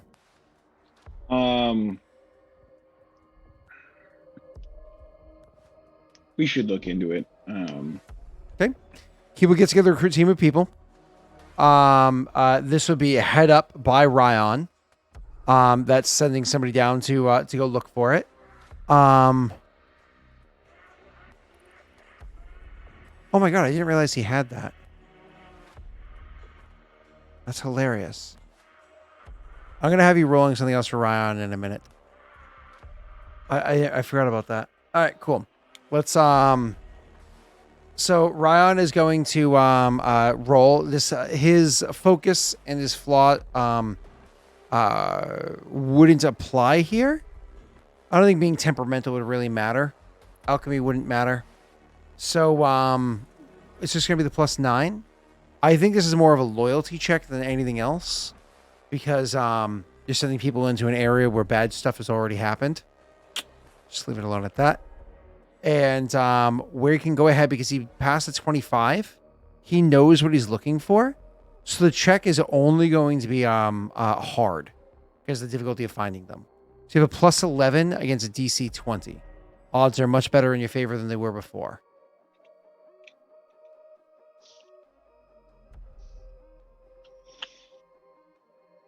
Well, Oh, I didn't click over to see. wow. Ooh. Wow. Ooh. Wow. Ooh. Wow. This is crazy. Wow. Warlord, I have good news for you. The investment that you made in looking down into the mines has paid off. We did, in fact, delve down below. And we did, in fact, find signs of mycen down there. They are friendly, even. Or at least I should say non-hostile. I'm curious to meet with them. Those that return talking about spores that they emit when you get close. This almost led to blood being shed. But fortunately, cooler heads prevailed. A particular soldier of yours, she's very loyal to Ton Screet and takes close to his teachings. In staying their blade and coughing through the spores, they came to realize that apparently these spores act as a means of communication. When you breathe them in, they are able to speak to you through your mind. As strange as that sounds, I don't fully understand how it works. Fortunately for me, they returned with some spores. I intend to look into them and see what could be discovered, should we ever need to have a deeper understanding of these Namomycin. Their, we'll say, chief has agreed to meet with you. They're willing to talk. Maybe they can answer some questions. But they are not willing to come as far to the surface as we live.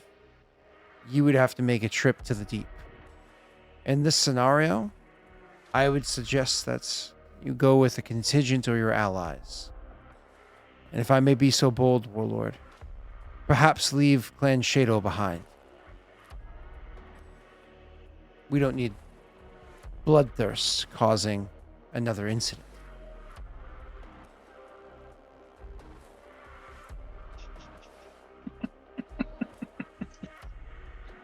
I see. Well, I always believe that there are lessons to be learned in redemption. So we shall go and investigate these, and meet with these mycen.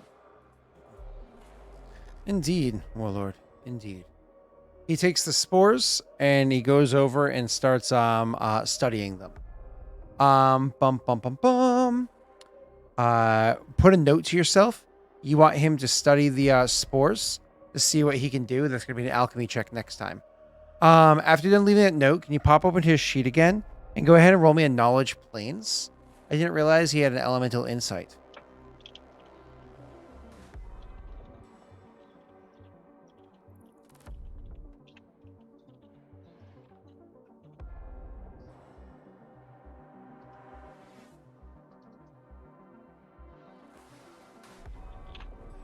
You're going to read something really quick while you're doing that.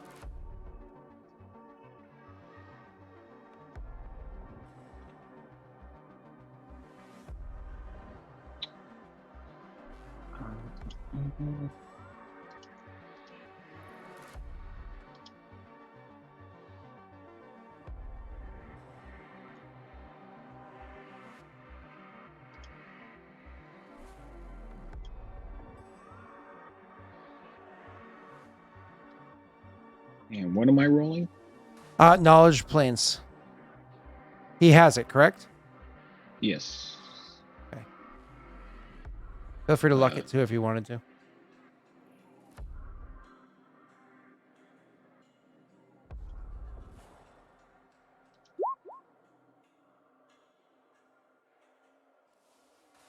$23. Did you want to luck that? Are you happy with it? I don't want to use all the luck before Jake gets to go.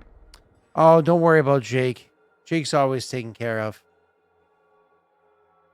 You're right. Ah! I appreciate the sentiment, Nick. All right, it's not often I hear that. What are you talking about? Everybody babies you. Wednesday morning is literally just baby Jake day. Like, you don't even engage in combat. There's like, guys, there's skeletons. He runs and hides. Guys, it's a minotaur. He runs and hides. Guys, it's a vampire. Oh, I'm not even in the room. I'm hiding already. Only plays an orc. Only fights. Try and play a different type of character. Oh, what a pussy. Doesn't go near combat. Only does other things. Oh, well, listen, I said you only play an orc. Buddy. Then you run and hide. Right. So in your mind, orcs are warriors and everybody else runs and hides. All right. All right, moving on. So, Nick, by the way, Warlord, I have been very frustrated with these blasted creatures. I found one this morning. It was in my office. It had taken a fairly precious, a few days ago, a fairly precious stone to me. I was using for a reaction I was working on. It's lost, unfortunately. The things can disappear, seemingly at will. I looked into my old notes and researched to see if I could find out what in the hells these creatures are. And I've discovered they're called Chrismal. They are indeed beings that are only mildly more intelligent than that of a horse or a fine hound. Smart enough to understand actual speech, if you can speak their language, but not necessarily smart enough to speak it. I suppose that depends on the individual. Either way, their obsession with crystals, it's not collection, and it's not consumption. These crystals are literally how they reproduce. They have to gather a certain number of them, shall we say a certain value, and they put them within their body, and then share their own essence with the crystals they've collected. And that is how they spawn new ones. And that's why they look so different from one another, myriad of colors. When they're young, they literally look like the pieces of crystal that they've smashed together. But as they grow older, the colors will mellow out, since the hues will reflect what they were originally comprised of, but will have a more uniform look overall beyond the hues.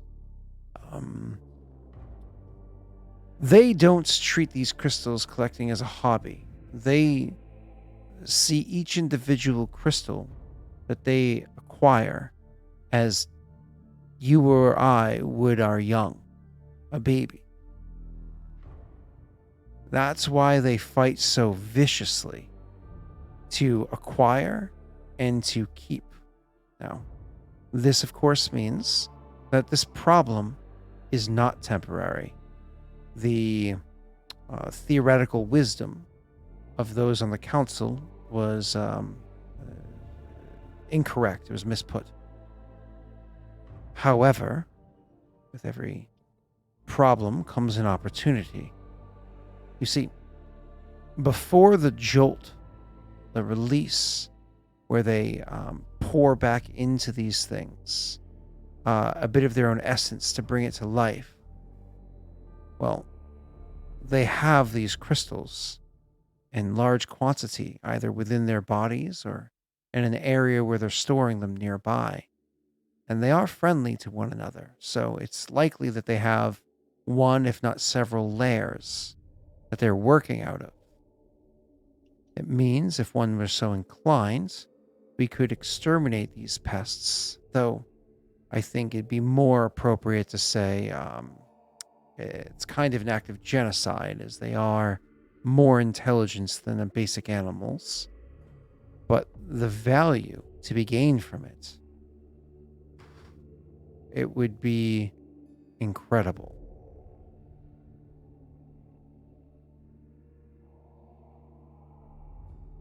I agree. And while normally I don't think I would condone culling a species, they're beyond an inconvenience. They are dangerous.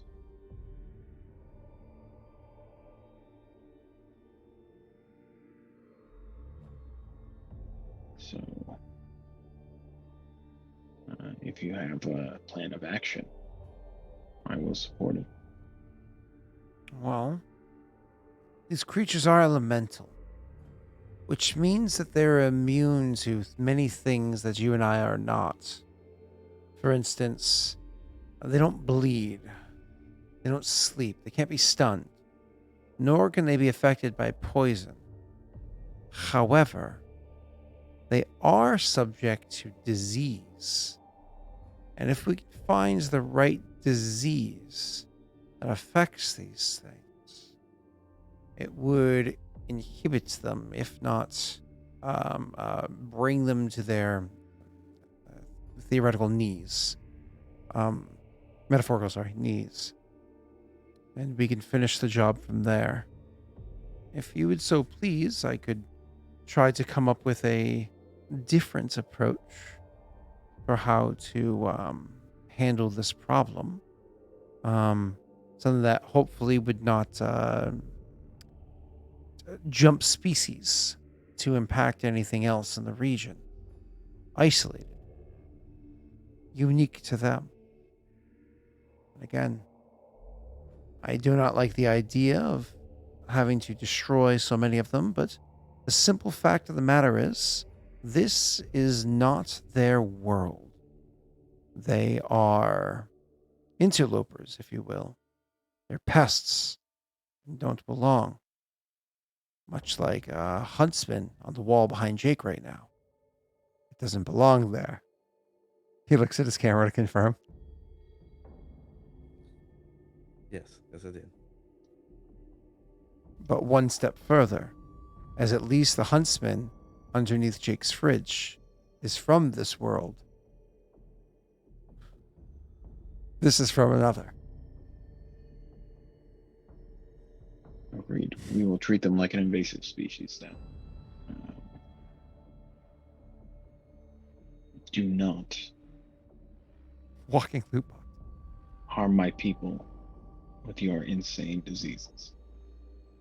I'll have you know, Warlord, most of the diseases that I've suffered, I've come across by accident. Well, I've suffered by accident. Very few of them were of my own creation. That doesn't make me any more comfortable.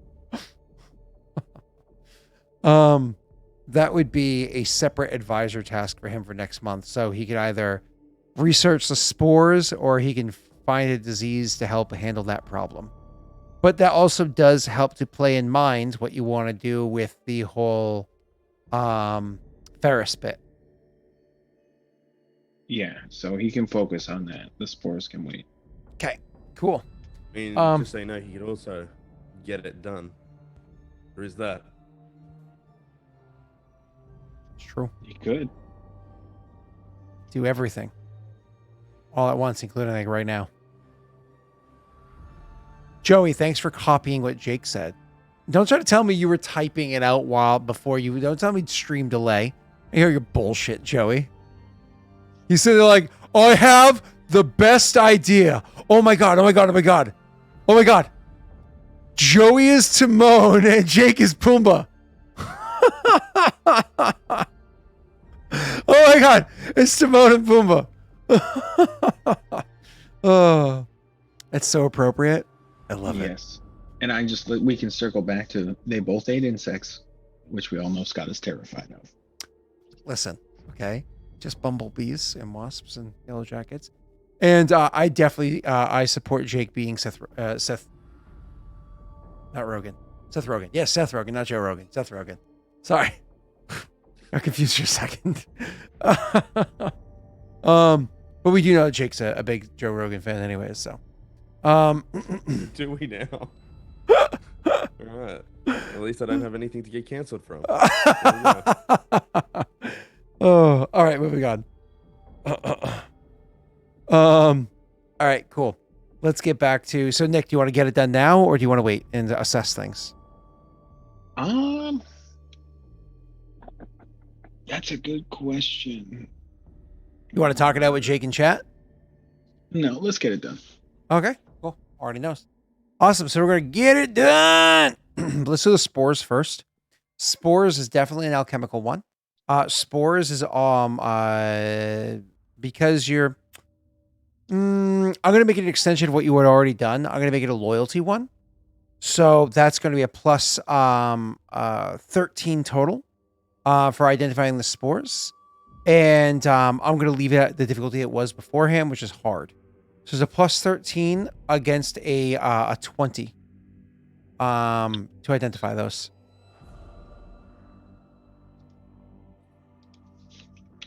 So odds are very much in your favor.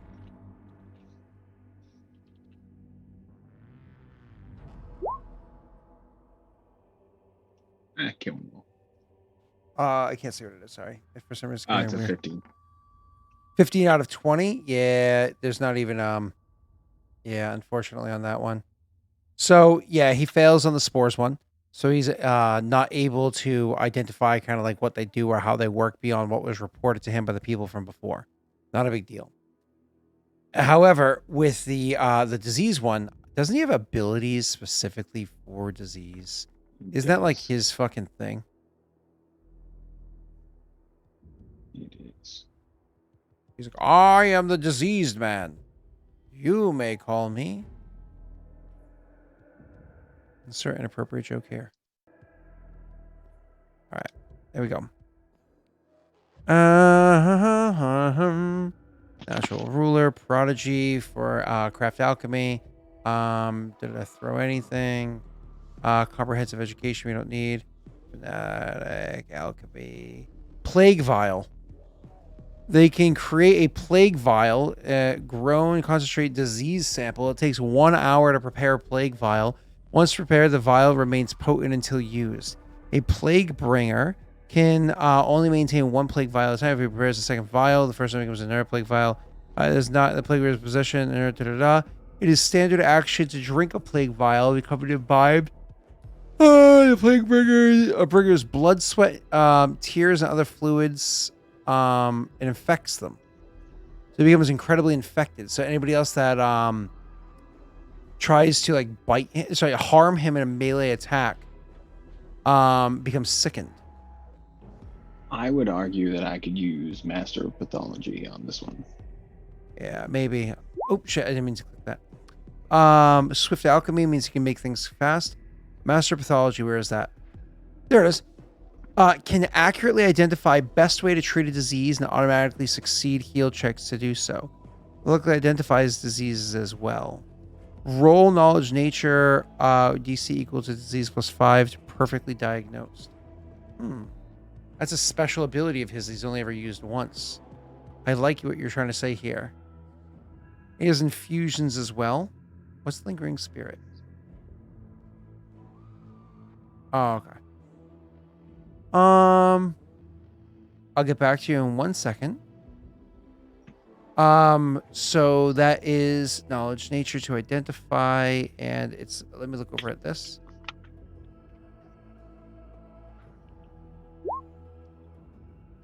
knowledge. Oh, by the way, if he's trying to do knowledge checks, he can use this spell first, Nick.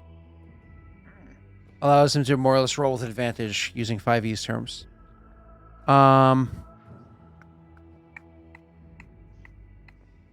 Okay.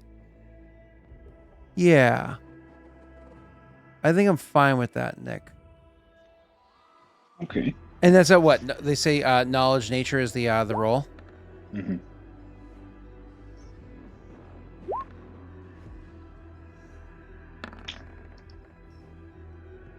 Okay. 25 again. All right. Yeah, I would say yes. That would work in his favor. So once again, I don't want the check to be too difficult for him. Because it wouldn't make sense that it would be, because it's something he'd already critically succeeded on. And made successes or whatever before. So that being said, hold on, let me just see the advisor tasks. Alchemy applies. I think this one is a stability check. So that's a plus 15. Elemental insight definitely applies, but that's a special trait aspect. Yeah. All right, cool. I'm going to set the DC exactly the same as I did. It's going to be hard. Plus 15 against a DC 20. Meaning even if you rolled a 1, you could still in theory luck it.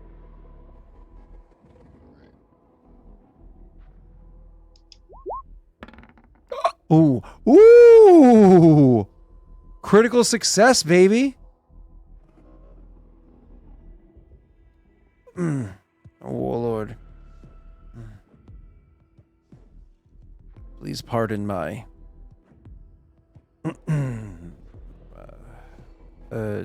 stature at the moment.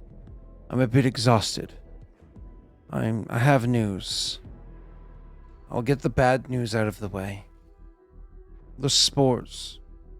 They didn't bring back enough, and what they brought back was mostly contaminated.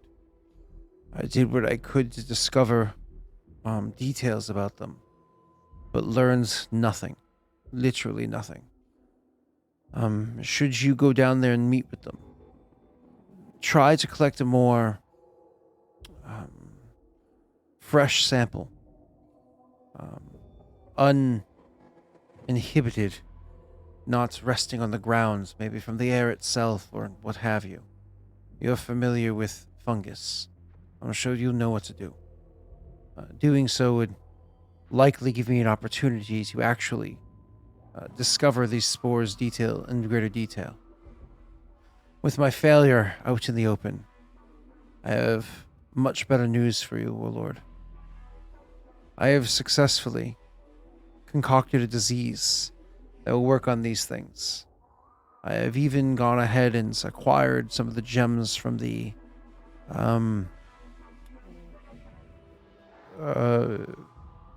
watchtower where they're being kept. Used it as a lure and allowed the creature to take them. I saw almost immediately it was starting to get dull as it walked out of view. They don't die instantly. It takes time, like any disease, to work. But at first, their inner glow begins to dull. That's how you know that it's working. And then, as they walk, they crumble a bit and a bit more, making them significantly more fragile, much easier to destroy with your weapons.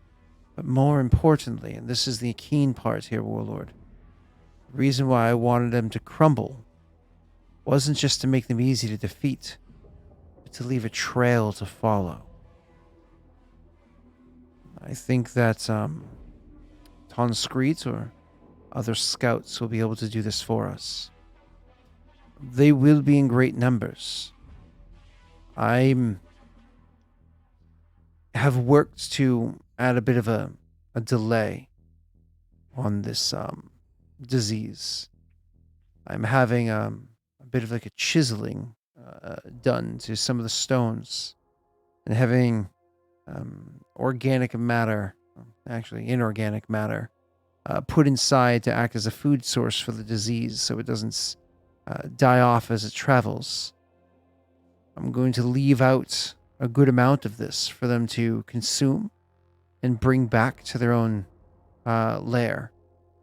In theory, after they consume it and they crumble from it, others will find it again and will consume it and crumble from it from there, much like leaving baits for insects. It should work. I hope it works. But it requires an investment. You put a significant amount of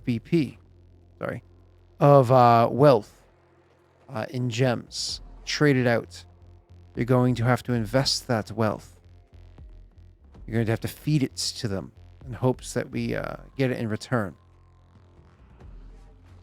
And my final point is, you shouldn't just send us small bands to handle this. If I were you, Warlord, I would mobilize the army. Costly as it may be to pull them from their homes, it would guarantee success. Even just defeating a dozen of these creatures, if they are close to or at the time of giving life, even just a dozen of these would more than pay for the army. Everything beyond that would be a return on your investment.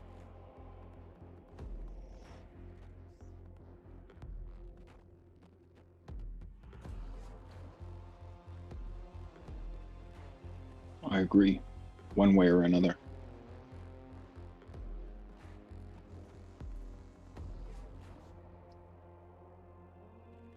Shall I have the disease put out?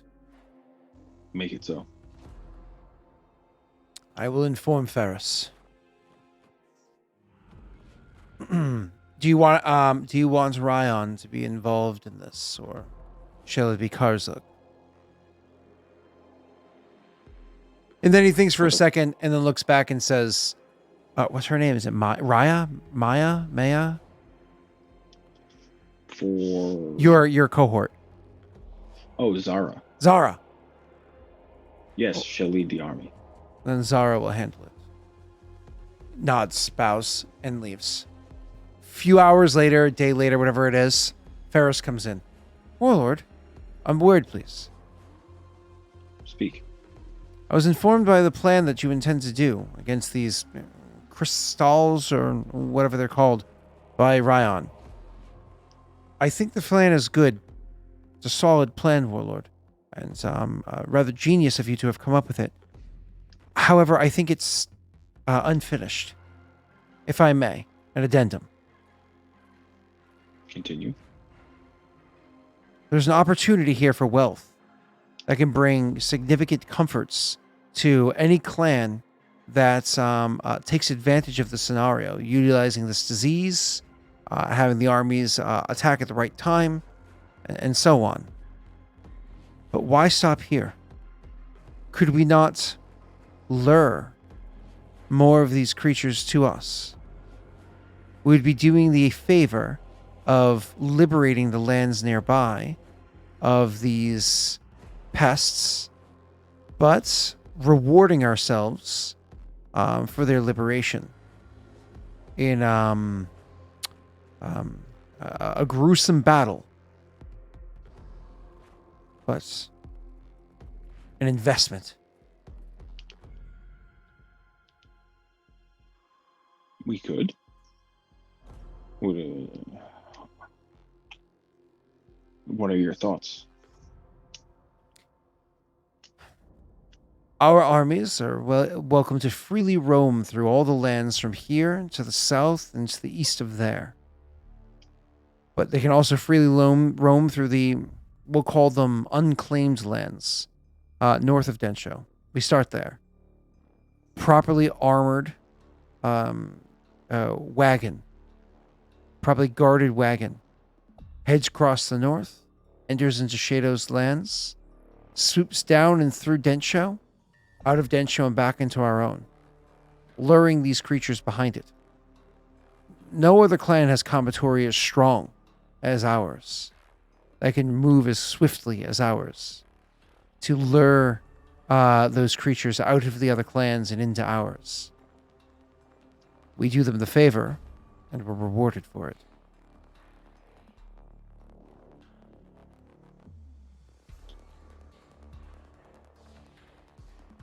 Let's make it happen. He bows and turns and walks away with a sinister smile, knowing that the other opportunity was to just give the disease to your allies. And he's like, yes, money for the coochie. All right. So, Coochie cash. yeah. So, he is going to, Cash for coochie. Oh boy. this is another Ryan led thing, even if it's, Zara that's handling it. It's another Ryan led thing. And get it done allows a 3-month thing to be done at once. One was spores, one was research. Now it's the army being head out. Having your fucking cohort help out in this gives you a boon in it. Cash for coochie needs to be an emote. Might get me in trouble. All right. I might have to make a shirt. I have too many images going in my head of images that have way too much of an innuendo and have just be. Anyways. Where were we? So, alchemy would not apply here. I would say with Ryan involved here, it instead is flaw temperamental wood. So you'd actually apply his flaw, but this is an extension of stability. So you get a -2 + 4. So I believe overall you have an 11. You have Zara assisting him, and she has a similar ability to you, so she automatically gives him a +3. So that gets you up to a +14 is what you're going to be rolling. But this is not an easy roll. Simple fact of the matter is, I'm going to say to come out clean on this one is going to be formidable. Oh, wait, hold on. No, he critically succeeded. The knowledge, he already got the knowledge from before that. He critically succeeded. I'm going to make this, because I originally wanted it to be imposing. I'm going to make this hard again. I'm going to maintain it at hard. Okay, cool. I know Jake can't, but, you know. So you have a +14 at a against a DC 20. Love the fact that that went over Jake's head. It's because he's so short. No, it didn't. It didn't at all. Thank you. All right. I mean, And I'm that's what I have the blue pills for, right? Helps out. It seems like Steve is saying I have a Winnie. Steve saying that? Hold on, I didn't look. And you do have friends in high places. Oh, yeah, he gave both of you guys a Winnie 16 minutes ago. I just don't have that page up. Are you now? Thank you, Steve. So what did I just say? You had a +14? Now instead, because she gave you the 3, that means you actually would have a +19 against a DC 20. Still an opportunity to fuck up.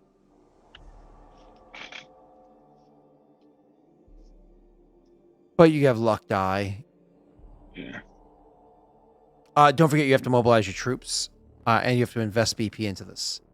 So I'll go over that costs. Well, the invested BP is going to be 5, is what you're investing. Oh, sorry. 5 equals 20,000. That's not, no, sorry, equals 20,000. That's not accurate. You're investing 3 BP into this. Gotcha. What's up, Hannah? Oh, God. Oh, Jesus, Nick. Oh, you didn't tell me if you're using friends in high places. Oh, I forgot about that. I don't even know what that does. +3? Do I re-roll? You technically would have to re-roll. Right, let's use it.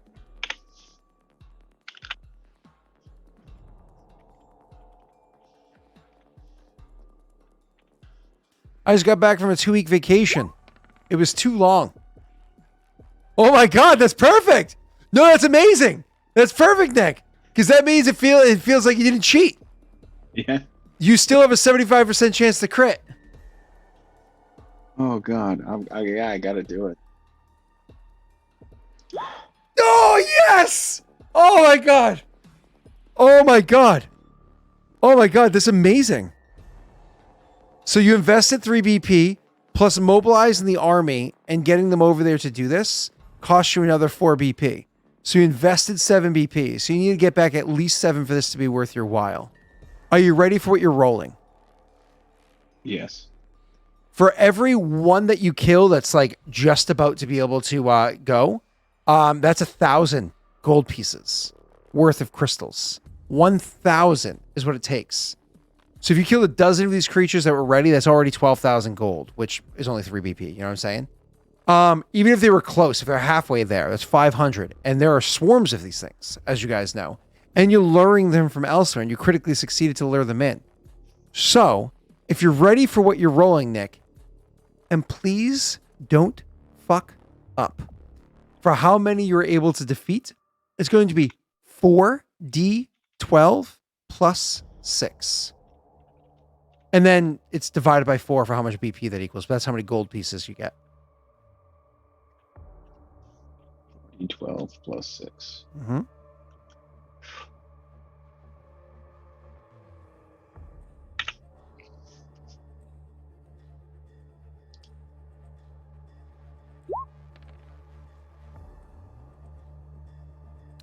That's 10. It's called 11 43. BP. Oh, yeah, 11 BP. Nice. Okay. Hold on, give me 1 second. Make sure you didn't fuck this up.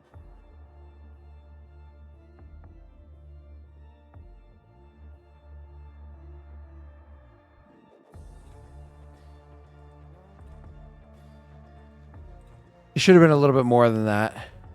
No, it's Because that's a net gain of 4. that's 14 BP. 14 BP. Is it? Yeah, it's divided by 3, right? No, 4. Divided by 4. Oh, gotcha. Yeah. So it should be more than that. Because that means you only got a net gain of 4 BP because you invested 7 into it.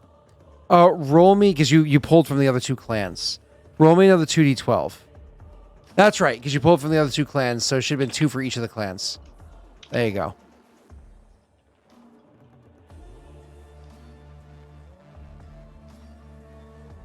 That let your minimum be, yeah, okay, that's fine. That let your minimum be the 3 BP that you invested. That makes the math work. Okay, cool. So that means you actually rolled 60. 60 divided by 4. 4, because my brain's broken. 15 BP. Actually, it's exactly 15 BP, which is cool. So you invested 7, you got 15, so you had a net gain of 8 BP. For those like 9 rolls that you had to do to get here. Now, So- this... Go ahead. Does this resolve that issue? It does. So does that mean I get an exploding D4? Actually, it kind of goes a little bit more than that. Because if you hoard those, you get to control the market of them. Because you have way more gems than you did before. You'd have to be able to keep it secret.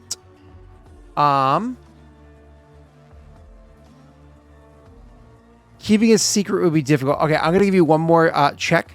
If you succeed on this one, it works very much in your favor. It's going to be Ryan again, temperamental and economy. So, because he can deal with emotional shit. So it's going to be a net of a 10. DC is going to be hard for this one because Ryan, I'm going to make this a very hard DC. I'm going to make it a DC 26. Imposing. Okay. Imposing. And he has a plus 10.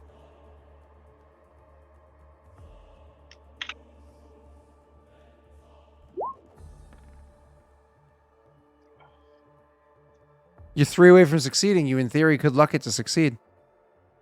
I would be literally stealing the last luck from Jake. Who It's says your Jake? call, buddy. Who says Jake even gets to play this session? I gotta end half an hour earlier anyway, so go ahead, Nick. Try and get as much BP as you can, because we need it. Of course. So failure just means that it works exactly as we previously discussed. Had you succeeded, it would have been you were able to do 2d for exploding, because you would have had so much more. The problem is that it eventually becomes known that you have so much more than usual because people can't keep quiet, blah, blah, blah. So, but either way, you still get the exploding D4. I'm not taking that back from your other previous critical success. Go ahead and roll a D4.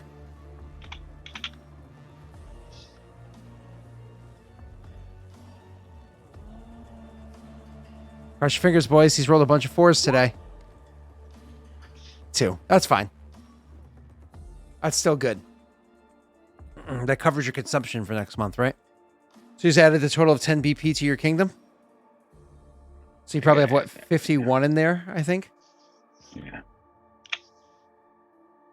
Which is crazy. Wow, that's awesome. That's one of the most we've ever seen. All right, cool. That's awesome. That takes care of so many of the things you want to do next month. That's amazing. All right, cool. Let's keep going. Is that it for the crystals? It takes care of all that shit. Then it was supposed to be dead mushrooms. Then it was supposed to be research, Hafue, reincarnation. From request by Shado and Densho.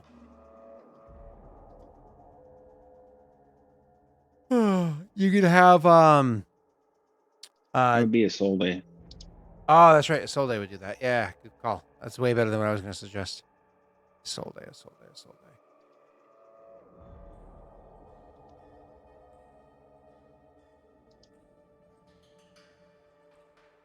Oh, she's badass looking, that picture. I assume Joey built her.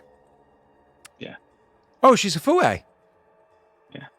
Oh, wow. Okay, I didn't realize she was a Fue. That makes things a million fucking times easier. You can go ahead and have her roll a knowledge religion, but before you do so,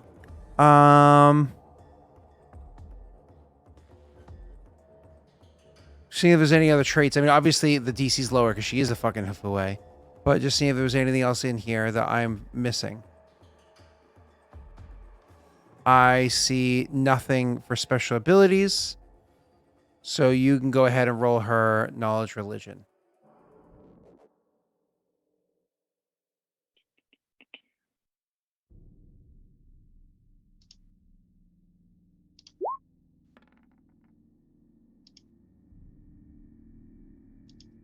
$30. Bootyful. No. This is specifically religion because the religious thing. This isn't history. And I don't know why Phalor is even on there. What the hell is Phalor? I don't even know what that means. But moving on. So back to you, sir. You have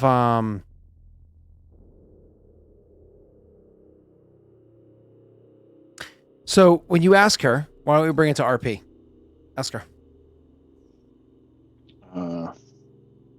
Soul day. We're looking for the history of the Hafue's reincarnation beliefs. And then I can go in regards to this is what we found when searching through old catacombs and tombs. The Hafue are Short. tempered and willing to act upon it. No, so the Hafue, as you know, the culture in Eldamar is very spiritual. And as with everything in Eldamar, you are born, you grow, you feed, you give birth, and you die. And then from your body, others are born, grow, and feed, and so on. It's very cyclical. It's a big cycle that happens. Because of this, there is a similar belief that the Hafue have that this is true of the soul as well. That when you die, you don't simply cease to exist. Your soul doesn't simply pass on to another realm like others believe. That realm must be earned. That realm must be acquired. if you behave in ways that brings joy to your family and to those that love you and trust you, to take care of those around you, to put others before yourself, your value in your life is greater, and your next life, even from birth, will be greater. And if you live a life of um, selfishness, of greed, um, needless violence, depravity, then you'll be born lesser. We only live so many cycles before we inevitably come to rest forever. And based on how the sum of your lives is judged, will be how you inevitably find yourself at final rest, either in the heavens with those that you worship or elsewhere. So it's not uncommon when you catch somebody stealing or doing bad things and call them out for it that they say it's only one life or something similar to it, meaning you have room to spare. There's room to make mistakes. You can make up for it later on or have already done so in the past.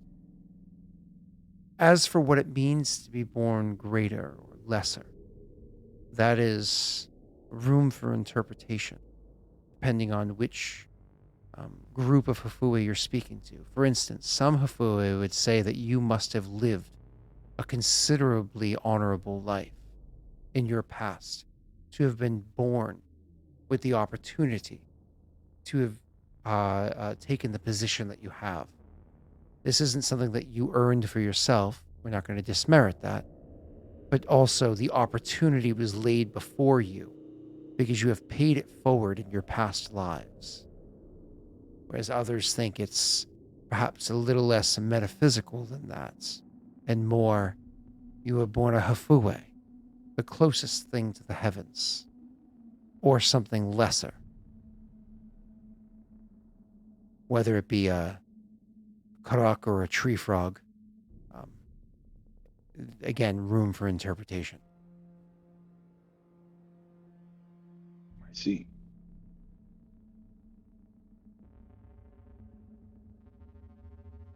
Any other questions on this? It's a little confusing because from where I stand up here, I'm closer to the heavens. She doesn't smile. She doesn't frown. She just gives an appreciative nod. The boss told the joke. Have to acknowledge it. Yes, you do. um, and then Because Ryan is HR. oh, oh, ooh, oh, oh, God, that's horrible. All right, moving on. So she finishes with um, there are some that believe there are rituals to know how many lives you've lived, or more accurately, how much you have left. These rituals have varying results. Not everybody believes in them. Now, you didn't ask me my beliefs. You asked me the beliefs. I hope I've been able to answer this more fully for you. I've been able to answer this fully for you.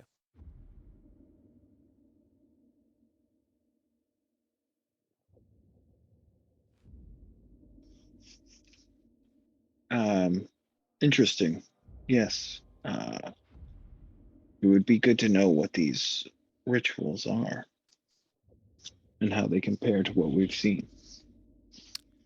I am, in fact, familiar with the rituals. Would you perhaps be willing to share your notes with uh,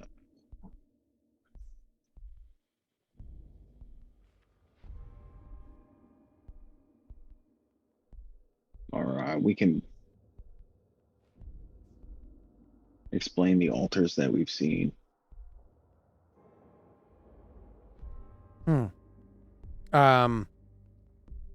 She says, I wouldn't be willing to share notes, as you put it, but I'd be willing to perform the ritual, depending on the scenario and details around it.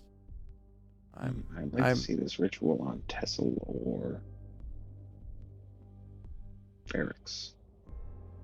She nods and says, I'd be curious myself, though I would states that I am no street performer. These are deeply religious beliefs and things that I'm willing to do for that purpose and not just curiosity. That being said, I'm not entirely sure how the souls of Karak work. Afue are unique. We are of the forest and a part of the forest. Even when we leave it, it comes with us. It might not work the same.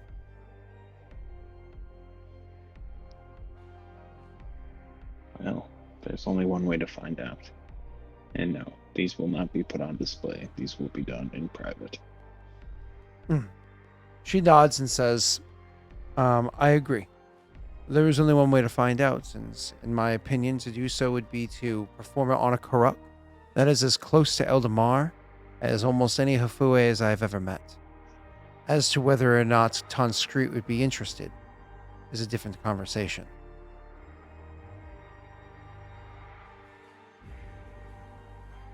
Well, Tonscreet is interested in whatever I tell him he's interested in. With that, she doesn't correct you, but she does have like a clearing of her throat and a discomfort that you can see because you are talking about like, oh yeah, your sacred ritual, but this conveniences me.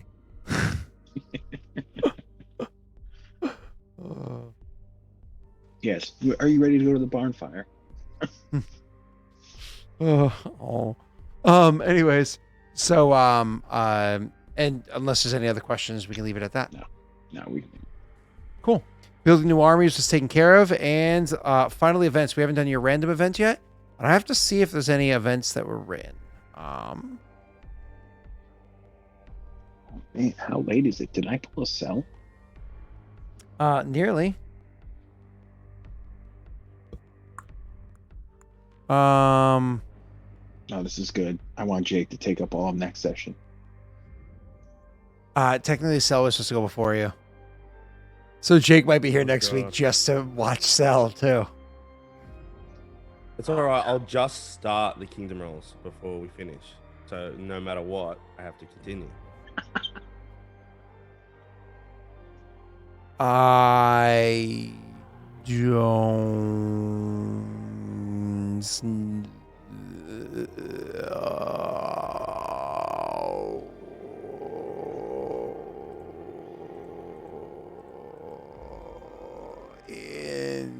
Internet wonky. It doesn't work when chat can hear the music playing normally as I'm being a dumb fuck. Let's see, I have to check. This person doesn't have one for Nick. How about this person? How about this person? How about this person?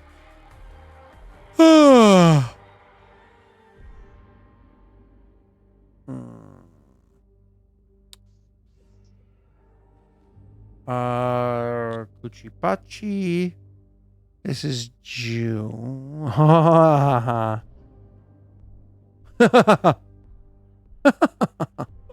am not safe.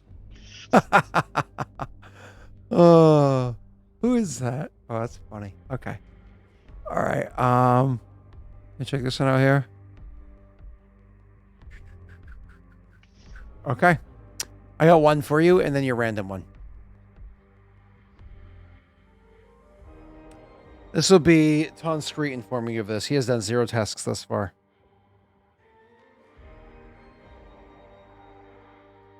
Warlord.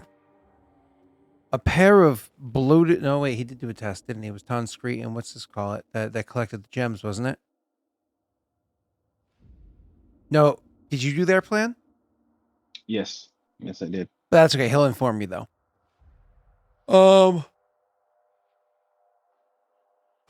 Warlord. A pair of bloated Karuk spirits has started to appear near the newly formed lake. They appear to be wearing northern armor, like those from the retaliatory force that came down at us. That came down to us previously, and one seems to have an arrow in his left shoulder. These spirits happen to manifest and have taken to attempting to drown people who get too close to the lake when the weather starts to get darker, and have taken at least half a dozen people so far. We need to do something about these creatures. Isolde, who has not done an actual kingdom check yet, says we could attempt to exorcise these spirits, purify the lake.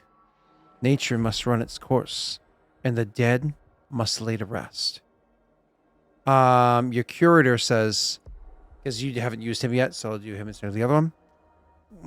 We can attempt to find out more about what these spirits are.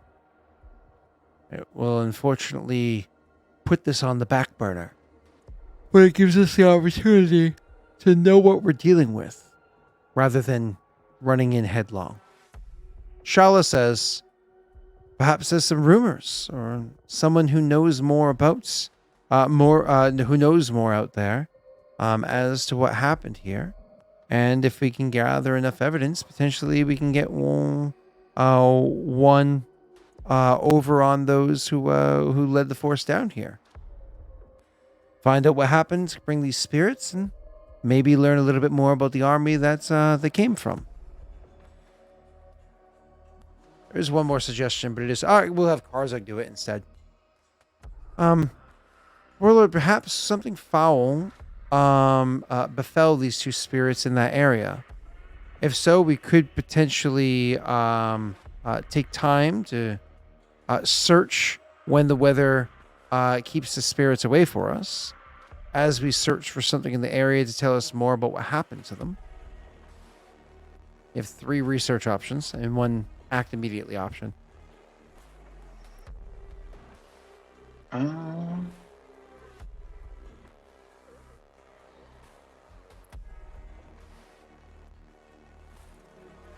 ahead with Shala. Have Shala go find out some details? Yeah. As you wish, Warlord. And hers is going to be...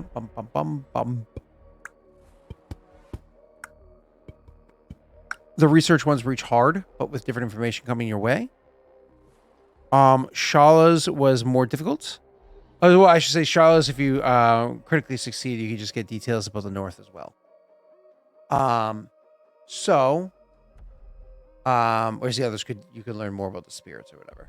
So that is going to be... Yeah. Why don't you go ahead and it's hard, which is a 20. It's Shala.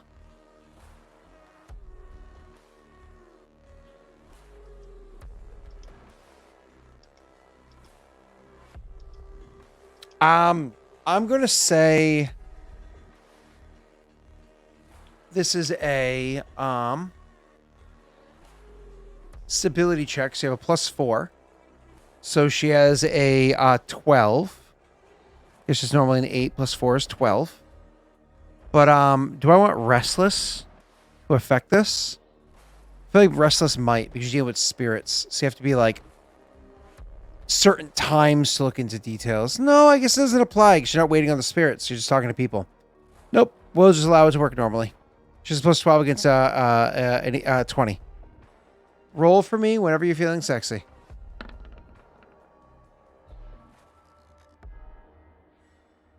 Which for Jake is always. He already used his winnies.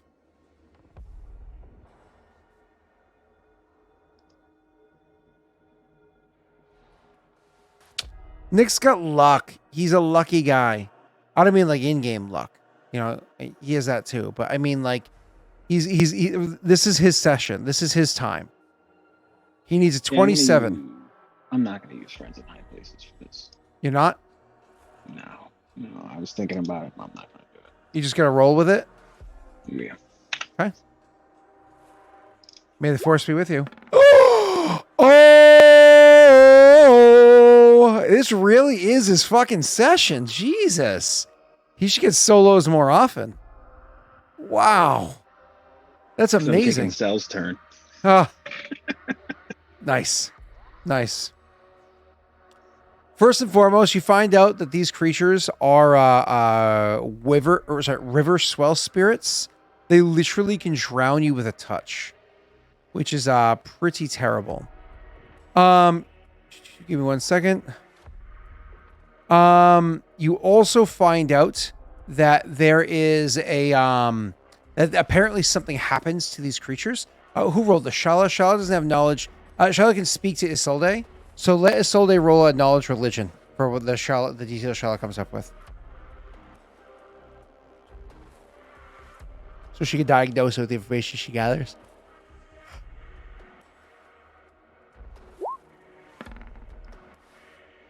Okay. So it turns out that these creatures are actually haunts, not ghosts or specters or anything like that.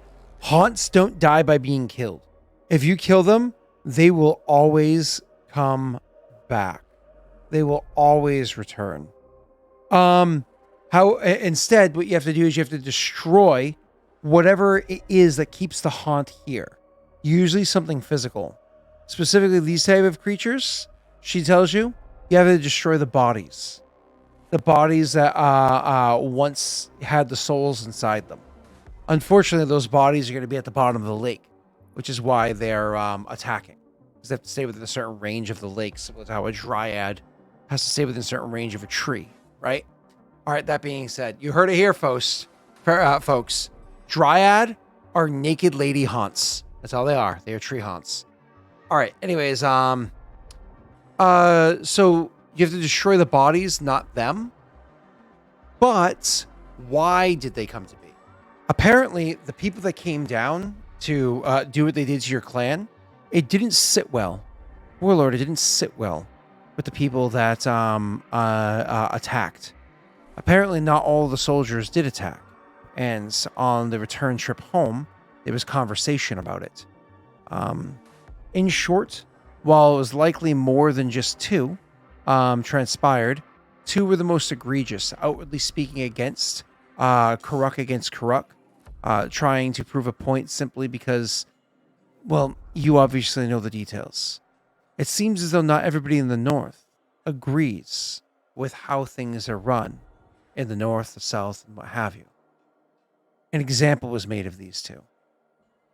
They were shot, or at least one of them was, because they were drowned as punishment. They were held against their will underwater and drowned.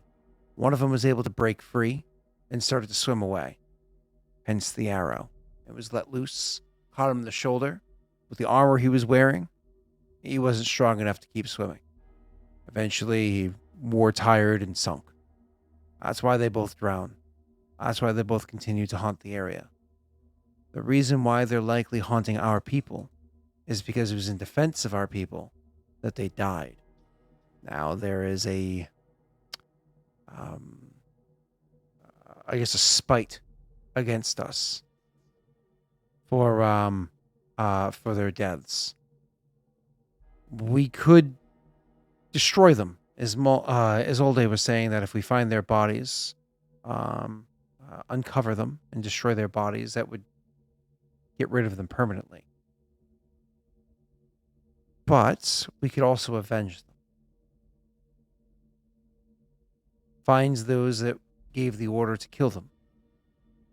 And, well, return the favor. In my personal suggestion, it'd be poetic if they were killed the same way in the same lake. That'd be a way of letting the souls pass on. You'd have to speak to Isolde about that. But from what I spoke to her about, she said destroying them doesn't necessarily let the souls pass. They're not stuck here. I don't really understand how this stuff works. But by releasing them, it's the same as if you or I were to die normally.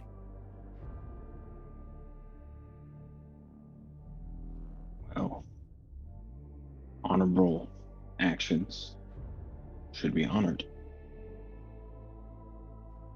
You know what to do, Shallow. She nods and says, I already know the target. I already have their, shall we say, itinerary. I'd like to handle this one personally. It won't cost you a thing. By your leave. She bows to leave and stops and turns back and says, one more thing, Warlord. Until it's completed, the ghosts, specters, haunts, whatever you want to call them, are still a danger. I would suggest asking Clan Densho to provide some of his warriors that are trained for this. We can house them, clothe them, give them a comfortable place to stay in Shinrotar, and they can keep our people safe in return. If he likes, we can send some of our soldiers down there. But this way, the hunts can be defeated time and time again, keeping our people safe. Night, Hannah.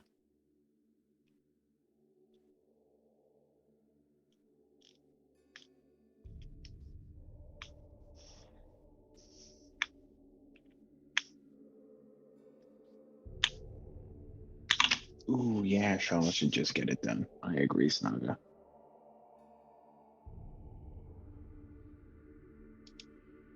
Okay. So Shala's going to go herself to take care of this. I have to look up the rules for this. And after this is just your random one.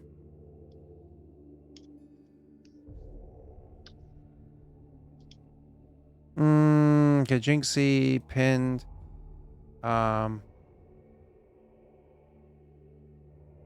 Is it ultimate rulership? Ultimate rulership. I think that's it.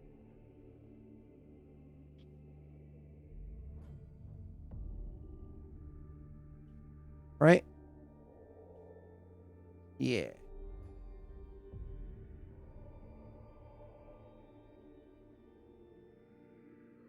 Is there an assassination one in ultimate rulership? Or is it like...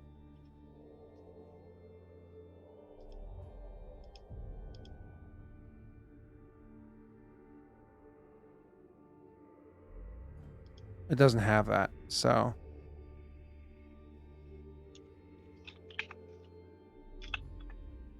Let's try to Google... Well, not Google, but search for the word ass. Assassination attempt is an event. Okay. So, let's do it with the offset not being a small one. Because it wouldn't make sense for it to be a small one. Let's have the offset be a 15. So you have to roll economy, loyalty, and stability with a negative 15. Is how it works. Okay? Shala's going herself, so it doesn't cost you a penny. Whereas it would usually cost a lot of BP. But there's a bad thing for Shala going herself. The way it works is this. If all 3 checks are successes, the mission is a great success. The kingdom gains 2 pieces of information, or more or less double the benefit that you want. If 2 checks are successful, the mission meets its objectives, acquired the desired piece of information, having the desired effect. If only 1 check succeeds, the mission fails. If all 3 checks fail, the mission fails and your spies are caught. In addition, if any check results in a natural 1, your spies are caught even if the mission succeeds. It's the cost of Shala going herself.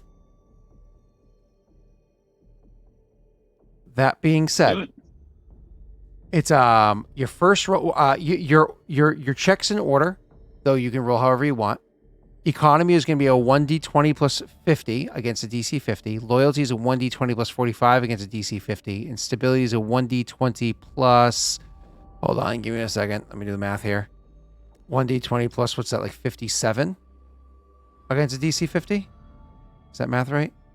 60, yeah, 57. Do you want to do it in order? Do you want to get the bad one out of the way first? What do you want to do?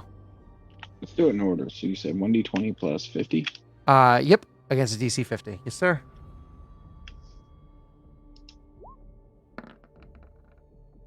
Okay, okay, cool. That was hopefully the next one's the big number. You just don't want one specific number. All right, here we go. 1d20 plus 45. This is the scary one.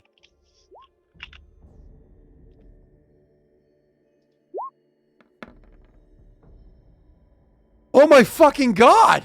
Jesus! The scariest one of them all. All right, don't roll the last one yet. The scariest one of them all, you fucking critically succeed. I don't think it says anything about critical successes. I think that doesn't matter. There's nothing in here but a critical failure. You should have critical success. No, it's built in that natty ones, your spies get caught, but it doesn't impact whether or not the mission succeeds or fails. Because you roll a natty 1 and still succeed. You know what I mean? Yeah. Because if you roll a natty 1 and lucked it or whatever, you could still succeed. All right. Whew. All right, sir. Oh boy. Just don't roll a 1. This is plus 57 against a 7. You have a 95% chance of everything going swimmingly. Oh, okay. I thought I saw a 1, but it was a 7 that was on the side. You crush this. This is the first time I've ever done this. I just want you to know.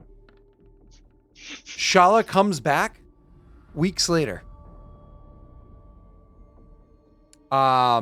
She comes back like 2.5 weeks later.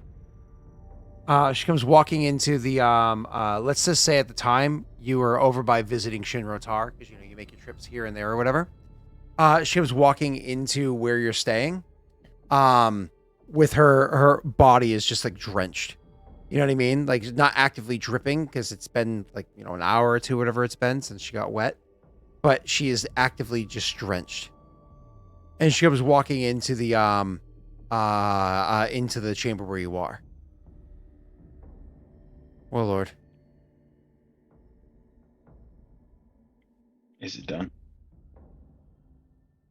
Unfortunately, there's been an assassination against one of the noble northern clans. One of the rulers of Wolf Maw has unfortunately decided to assassinate a commander in a northern army.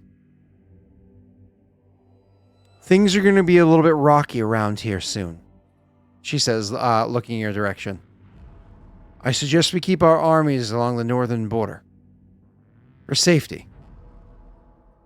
But in the meantime, it's nice to know the true colors of the clans that are around us. She looks to you and says, wait, who's your grand diplomat? Fuck. Michiko. She looks to you and says, I suggest we have Michiko send word to our allies to the north. It's best they hear it from us first. We should. She nods and says, fortunately,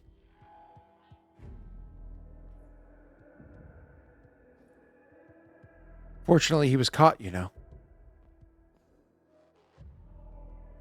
She comes forward, places a dagger on the table. I killed him with the same knife he used to kill that commander.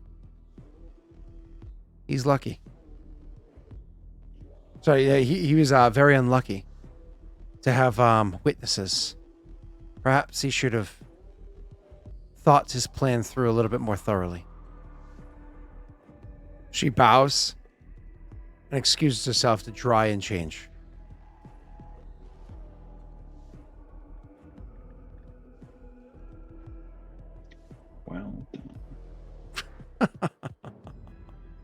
All right. And she still has one task left to do. I don't know what that task is. All right. You, sir, want your random roll? Should we let Jake roll it? You know, for sitting here for so long. Jake's a viewer today. That's all right. Yeah, Jake can do it. 25 to 50 is safe. Espionage is not a 1 month thing. Espionage takes time. You've seen it before. Espionage, they literally leave. They're gone for a while and they come back.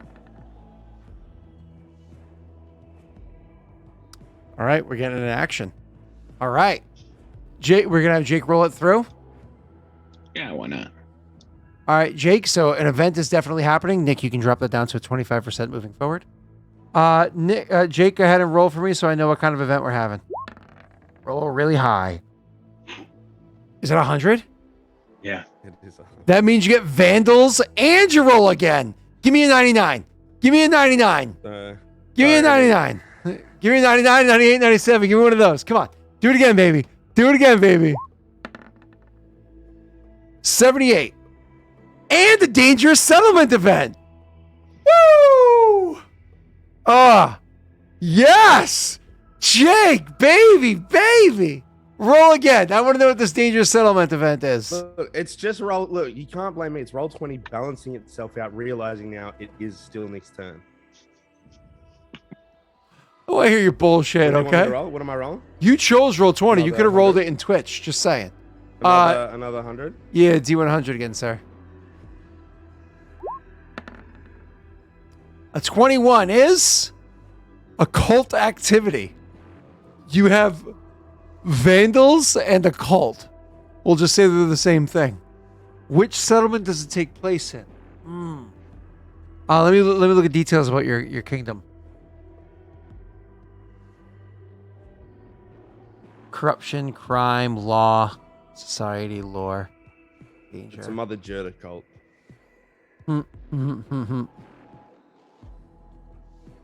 That'd be pretty funny.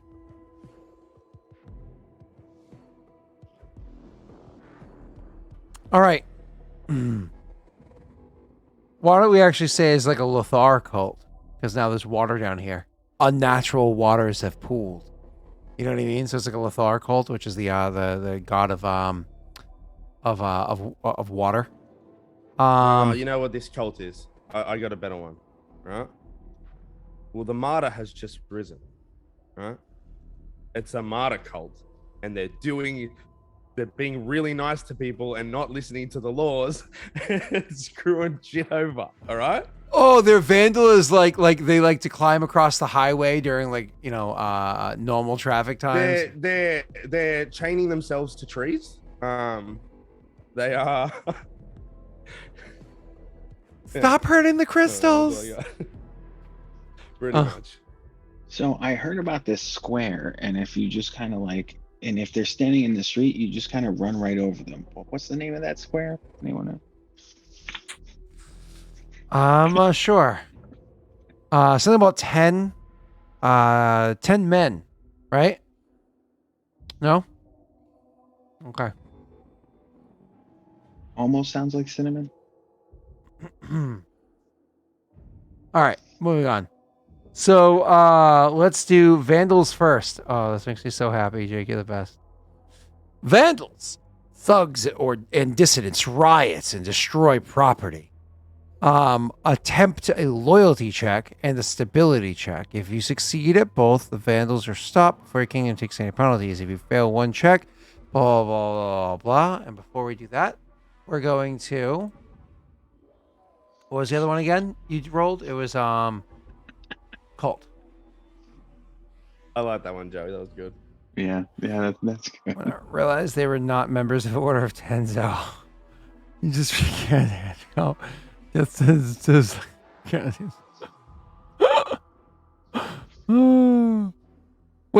a second. Order of Tanzo's what's his face's order? Exactly. But he says when he realized they were not members. Yeah, because that's the only crazy cult that I'll deal with. Oh, I'm so sorry. I am so dumb. Thank you for explaining that to me. That's funny. Okay, so both of these work so fucking similarly. I'm gonna stack them. You're gonna roll with -10s. All right. So what am I rolling? Loyalty with -10 and stability with -10. So 1d20 plus 50 and 1d20 plus 62.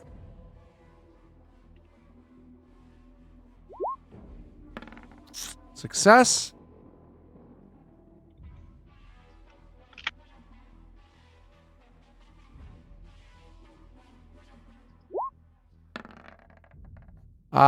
Success. All right, I think that means nothing happens.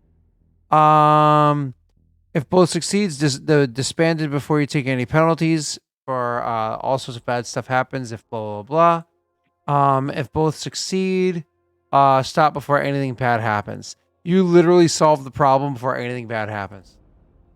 Nothing bad. You are good. Oh, see, it must have been the Order of Tanzo, and I just told him to go home. Oh, that's funny. I like it. All right, cool. Anything else? I think that's everything. It's Jake's turn. Oh, Jesus. It's not Jake's turn. We're going to allow Jake off easy this time. He has to leave What soon do you mean? anyways. He's got 22 minutes. I can start. Thank you. Yeah, but if you start, then we have to put you on this awkward pause and finish after we do Cell's turn. We don't. Yeah, We don't have to do that. At we all. do. We do. We can just finish my turn out. Yeah, Finish my turn out, and then of course it's Cell's go. but then Cell does a double turn. I can't handle that. No, he won't be a double turn, see, because I'll get through mine, and then he'll start and possibly get through one of his turns, right? So it's still like a shared session. And then he'll just restart, then one after that first, as usual. But I want to go get an ice cream cone. And I can't. I don't want to watch Scott eat that ice cream cone. That's just too erotic. We've seen. No, I feel like that description. Have you watched a video of yourself eating an ice cream cone? I have not. I have not.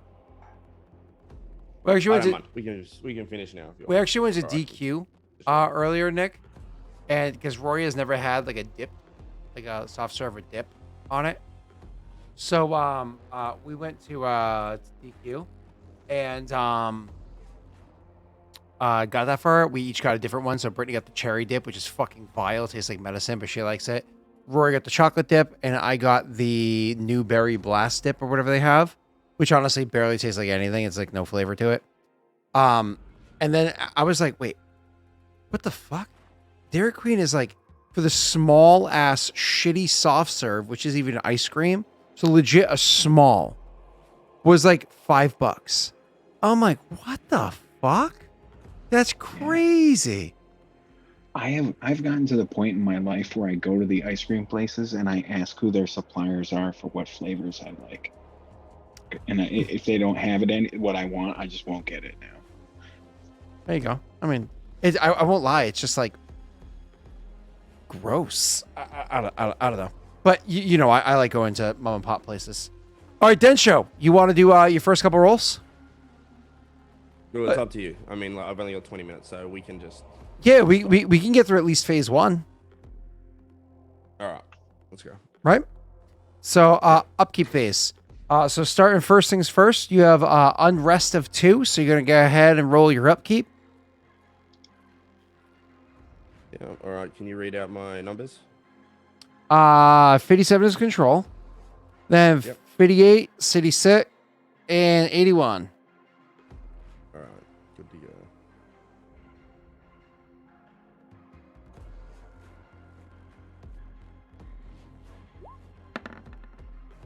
Done and done. -1 on rest.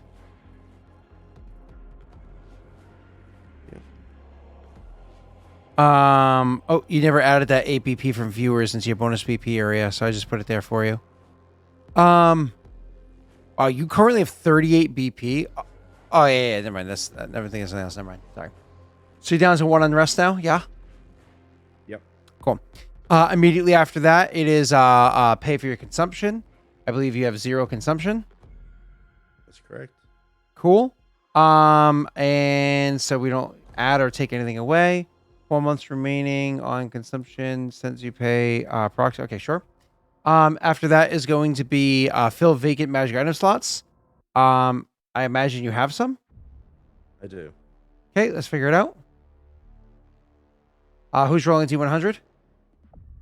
I don't have chat open, so Steve, D100, please. Let's roll. Want a 51 or higher. If you roll a 51 or higher immediately afterwards, Joey, roll me a D100.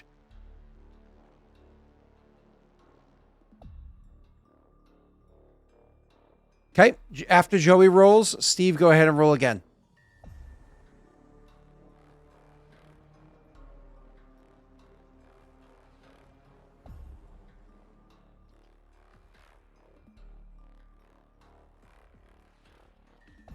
Armor, shield, or weapon, huh? Cool. Or you can have a wondrous too, right? So armor, yeah. shield, weapon, or wondrous. Snaga rolled a 71. That means it's gonna be a wondrous item, because that's always the biggest number portion. Steve went ahead and rolled a 72. The minor wondrous item. Just so you know, Jake, if you're actually on your magic item slots on the Kabe, you see how there's 3 different colors of purple? That's because minor are the top color, medium are the middle color. Yeah, that makes sense. Yeah, so you can actually like adjust that slightly because you have a medium spot there. Moving on. So he rolled a 72. 72, which body slot is that? 72 is unfortunately slotless. It always seems to jump to slotless. And now Joey, go ahead and roll for me again.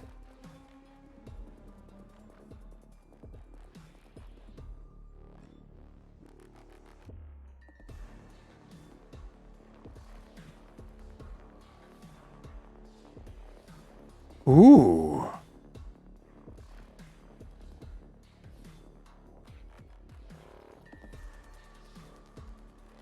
Give me half a tick to confirm. I think this might tickle your pickle. Yep. All right.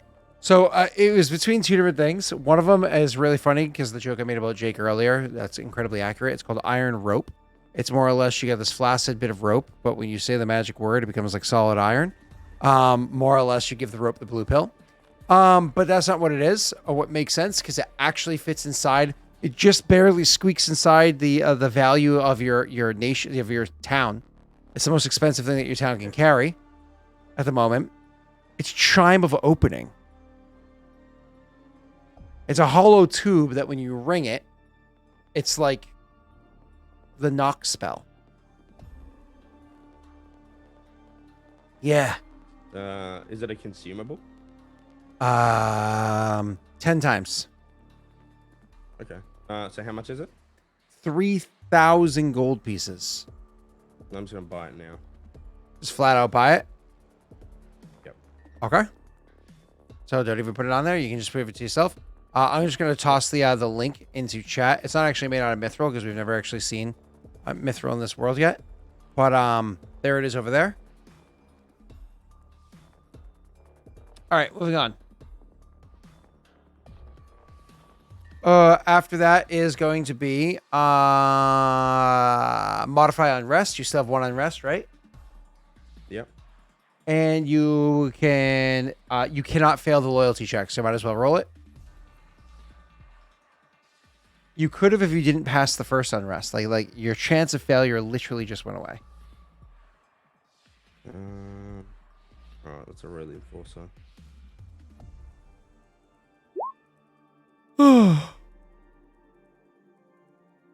Okay. So your unrest goes to 0. Yay. All right. Now next up is going to be assigned leadership. Any leadership changes happening? No. Are you claiming or abandoning any hexagons? Yeah, we're gonna claim this one here. Okay. And we're going to build a new town here.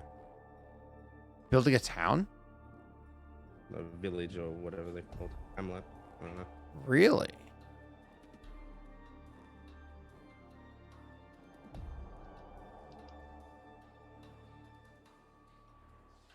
Really? Yes.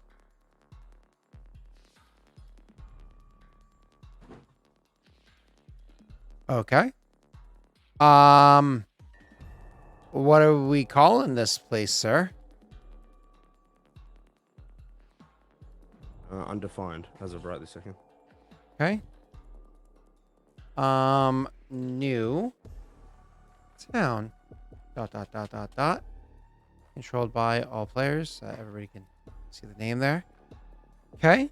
It comes with a building. What building are you putting into it? Comes with a building. Well, you build a building. You have to build a building at the same time. Building a town costs what? It costs 1 BP to build it, right? Yes. To make the town cost you 1 BP. And to claim that other hex costs you 1. So it costs you 2 BP so far. So 36. Yep. And what building are you putting inside town number 3? Well, I want to start building a stockyard, but I don't think you what can build a buildings can I stockyard in a just put town. there? And a hamlet or whatever it's called. I don't think you can. I don't remember. I'll just have to add a new town for you onto your math sheets.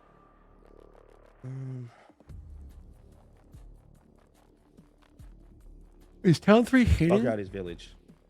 Is town I 3 can hidden? start Is that why? stockyard. Oh, town 3, it's hidden. That's why.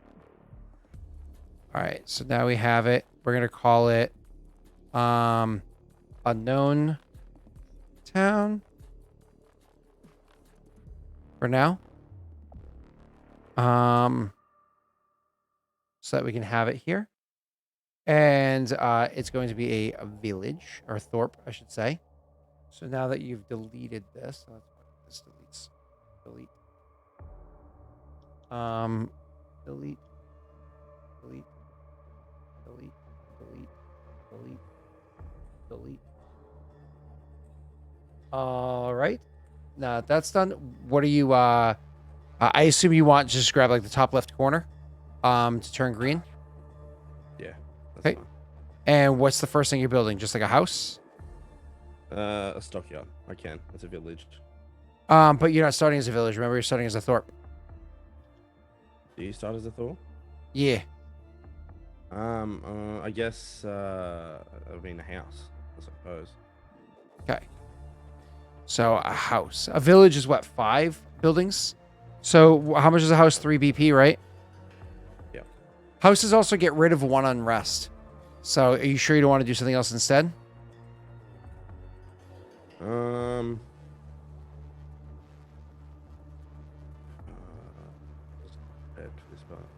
I don't know if there's like a park or something like that you'd want to do, which I think parks also get rid of unrest. You know what? A graveyard. First thing you fucking build is a graveyard? Yeah. That is absolutely hilarious. For his new vassal? +1 loyalty, fine. No, not a graveyard. In keeping with Densho, we're gonna do Fucking dance hall. Dance hall. Dance hall needs a building next to it, I think, which is fine because you can do it at the same time. Fuck, it does. Yeah, it's okay. You can do it next to the house because the house is built instantly. So you do a house and a dance hall. Okay. Want to do that? Yeah. Okay. House and a dance hall. They're both done instantly. Yeah. Does that mean it gets rid of the unrest that it is Yep. given? Yes. Yes, it does. So house and a dance hall is what you get. House. Good. Dance hall. Awesome. Great choice. Cool. I put them in a terrible spot. Feel free to change them later on if you want to.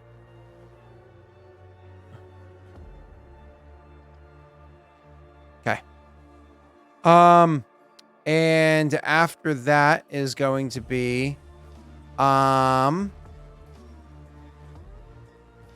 that's just about it. Let's see.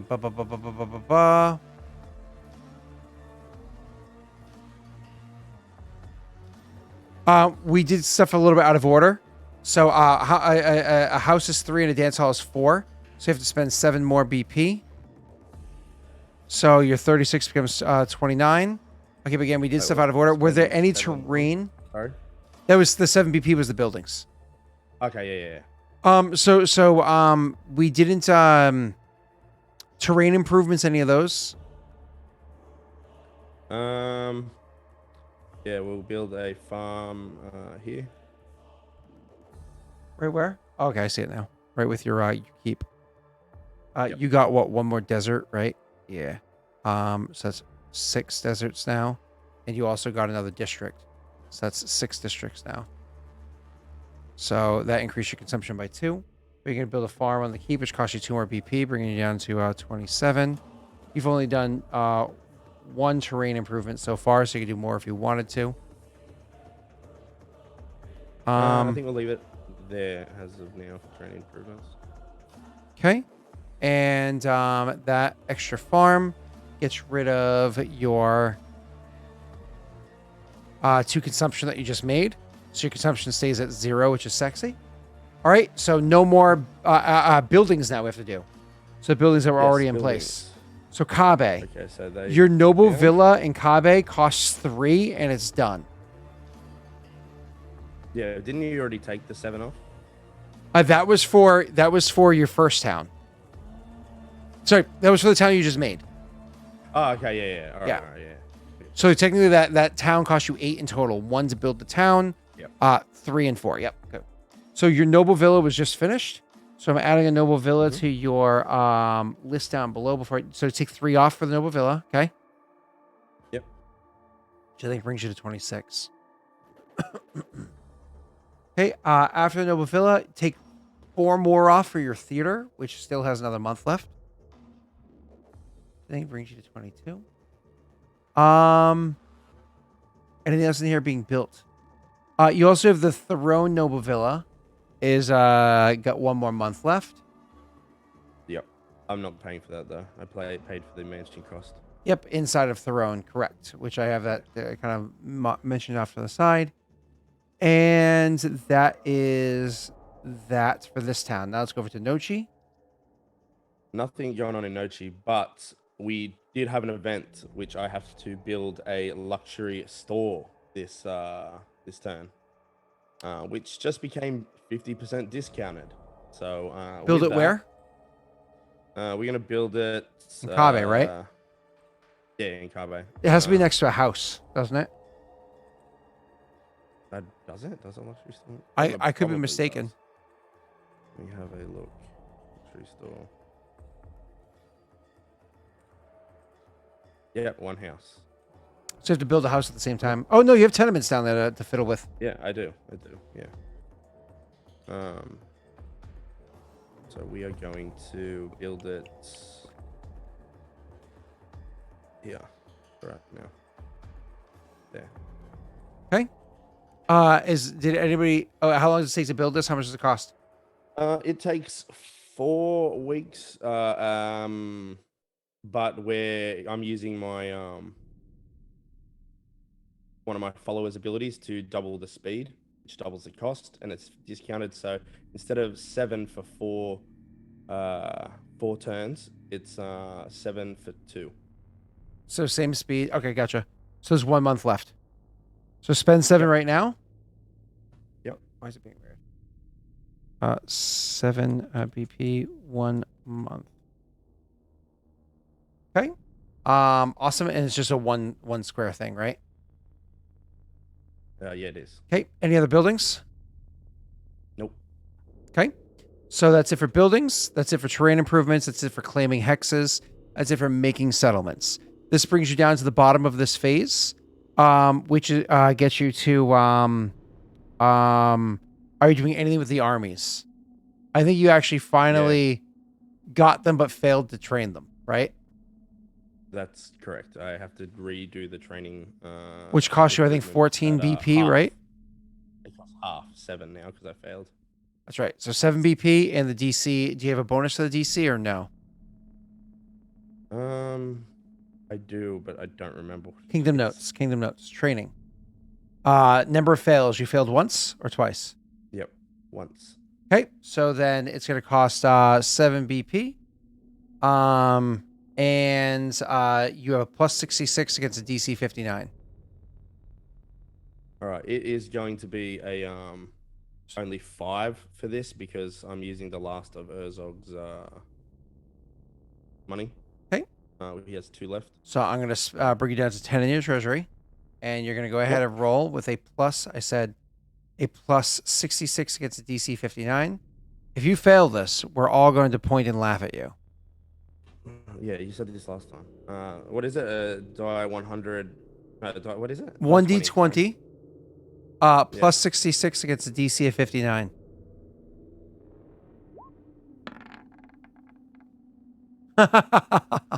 Well, I thought Nick stole all the luck for the session, but it hasn't gone away. Absolutely fucking crushed it. That means, technically speaking, you got a 96 for this. Yep. Yeah. You trained the shit out of him. Yeah, Poopy is trained. Did we say that if you get a 90-20 on training, you get an extra XYZ or something, or no? I was just thinking about it because it's a natty 1, even if you beat the check, is automatic. Like it's automatic failure. So I don't know if we have anything for natural 20s. Yeah, I don't know. We'll have to look into it. If you want to leave a note, we can talk to Sel about it and figure it out next week or whatever. But anyways, Sel should be away more often. This is just it's just the snapback. Like, it's his first time missing after well over a year of playing. So it's just like finally the Roll20 is like, I'll give it to you guys this time. And we know he carries the team. This time the excitement comes from the dice. Anyways, so yeah, you fuck, what was I saying? Oh, you succeed. You train them. Yep. They're not ready until next month, though. Yeah. Cool. Anything else? Any other armies? Any other edicts you need to issue?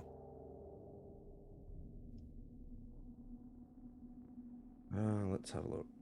And we're not doing your money yet because you need to go in about 90 seconds. That's all right. I'll give myself an extra 5 minutes.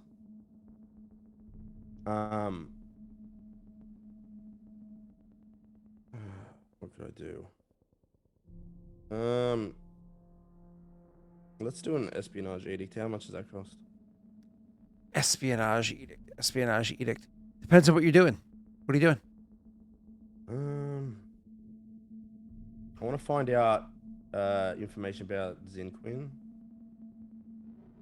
What do you want to find out? Hang on. There's 3 different levels of find out. There is... Yep. Oh, sorry. I think 4 levels. 3 or 4 levels. Discover public information. Discover minor secrets. Discover major secrets. Discover vital secrets. All right. Well, what's the Cost. major? Public information is 1d4. Minor 1d6. Major 2d6. Vital 3d6. BP respectively. That being said, it also is a -5, +0, +10, +20 to the DC. Like more or less making things more difficult as you go. So how much money do you have to spend? 10? I wouldn't go for major secret because the average on 3d6 is 10, meaning that you could easily go over. But major, you might be able to get away with. Espionage edicts against Zinquin are at a -3 BP. Oh, why? That's from one of my events. Then I would definitely go for vital. Because fuck it, why not? Vital, you are with a -3, even if you rolled max, it's the likelihood of rolling max is very slim, right? You have 13 BP to play with effectively, which 13 out of 18 it's pretty fucking solid. Yeah. If you roll even 1-1, you're safe. So that being said, discover vital secret. The DC is modified by 20. So look at your stats. Yeah. You have a 62, a 71. I also have... Oh, no, I don't. Fuck. No, don't worry. I thought I had something else. I don't. You have a 62, a 71, and an 84, and you're going to be rolling against a 79. So what's the lowest one? 62 v 79, 71 v 79, 84 v 79. But if you succeed at least Like if you succeed at least 2 of these... So one of them's the Control DCs are 79, and yeah, look, see if it's worth it or not. It's worth it. Is it though? Yeah. Um, If you put the Winnies on the 62 to make it a 66 V79, but if you put it on the 71 V79, that like all you need to do is guarantee 2 successes. I mean, getting 3 successes is, but you can choose. You can be like, Scott, I want to do the easiest one first. Let's get that out of the way. I just rolled 90-20. Let me just get the easy one out of the way. Like you can do whatever order you want. It doesn't have to be a specific what order. happens if I fail again? If you fail all 3, it's a critical failure and your spies get caught. If you roll a natty 1, whether or not you succeed, your spies get caught. There's rules for when your spies get caught. If you succeed, you succeed. If you critically succeed, you get double the information. I see. Can you bring up Irithel's sheet? I'm pretty sure he has something. I can't find it now, but I know he has something about not risking our own spies.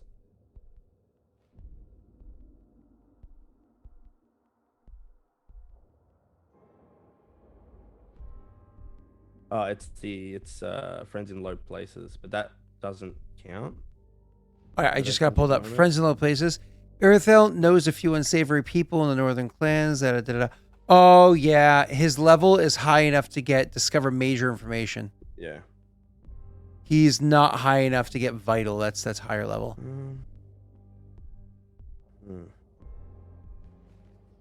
Totally worth doing in the future, though. Yeah. All right, we're just gonna go for vital anyway. Okay, cool. Go for vital. I think that's a great idea. I really think that what you should do just to breathe a breath of fresh air is get the stability one out of the way. Go ahead and roll your 1d20 plus 84 V79. And then you can decide what to do with your 1 winnies that you got. 84, you said?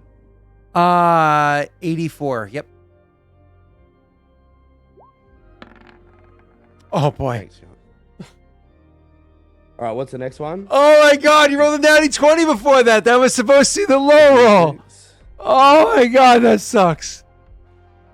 Okay. All right, so Do you want 76? I'll use the Winnie on that. Want to use Winnie for a 76 V79? Okay. Yeah. Oh, great choice. Great choice. Yeah. This last Right, what one. was the last one? So you succeeded. As long as you're rolling natty 1, you're good.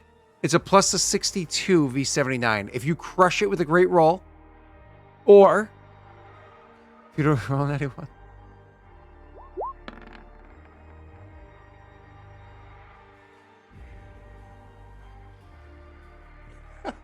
That worked out, didn't it?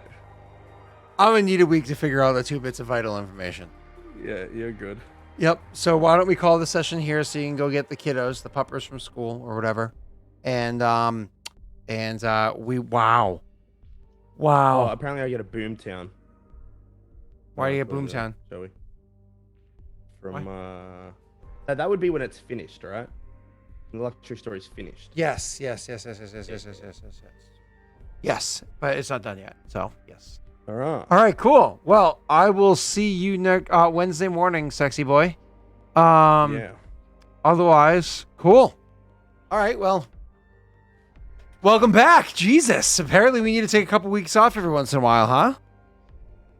Yeah. All right. One thing we do need to do is Nick needs to roll his HP.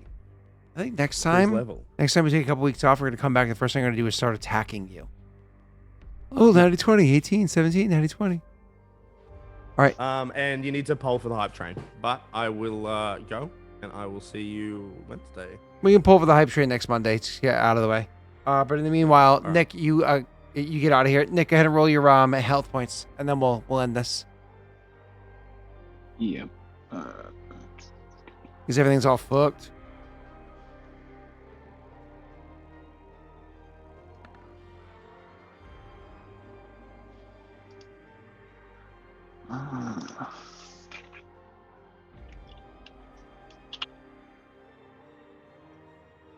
Wow.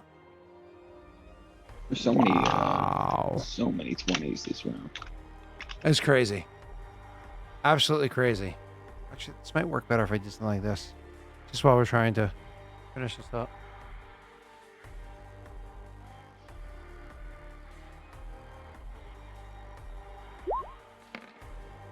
Nick, just don't look at the stream.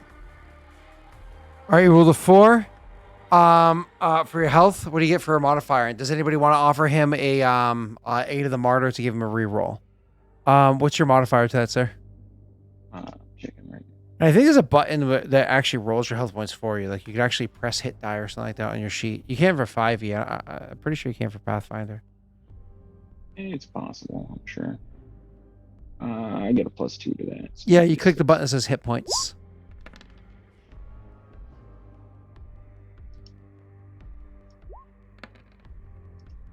I rolled a 4. Yeah. So you roll the same thing. See if anybody wants to give you oh my god, he didn't roll for how much it cost him. Jake didn't roll for how much it cost him. It's 3d6 minus 3. Oh my god, that's so funny. I should roll for him. /R 3d6 minus 3. Look at that. I rolled perfect for him. That's 7. Cost him 7 BP. Who's that for, Zara? Once more with No, feeling. that's from my bird. Oh, gotcha. Cool. So it only cost him 7 BP. This thing's a unit. I told him that he didn't have to worry about it. I'm like, the average is going to be 10. And look at that. I rolled 10 minus 3 is 7, so he's good. So there's 3 BP left. If I made Jake roll, though, I was going to have him roll 1d6 at a time. Oop. Just to torture him. Like, that's bad. Oh, Jake, this isn't looking good. Zara rolled 7. Cool. That's good news. Figured that. Well, she rolled 6 plus 1. I have a D8. Oh, no, out of a D10. Oh, she rolled meh. The bird rolled 9 out of 10, so that's awesome. You rolled 4 out of 10. Cool. We'll do a vote next Monday for the hype trains, just to get those out of the way. I'm sure I'll be reminded as soon as the session starts, so you can get those out of the way next week right away. Perfect. And it looks like nobody gave an aid for you to get a reroll. I'll give 1 more minute just to confirm, but otherwise, anything else that you want to go over? I think I'm good. It was a crazy session. I'm shocked. You got a ton of BP. Ton.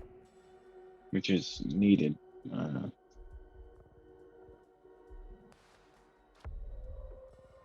got a great screenshot. It looks like you're looking down on stream and realizing what it says, and not being very happy. 1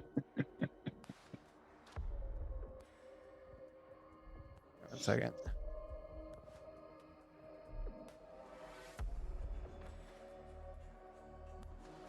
All right, there we go. Cool. I posted in the spoilers in Discord. All right. Yep. Nobody did the Winnies. So the Aid of the Martyr. So that means we are good to go. We will be back next time. All right. Bye, everybody. Thank you so much for coming by, hanging out, chilling, all that fun shit. I'll see you Wednesday morning for you know what, and Wednesday evening for you know what else. Let me find somebody to fucking raid.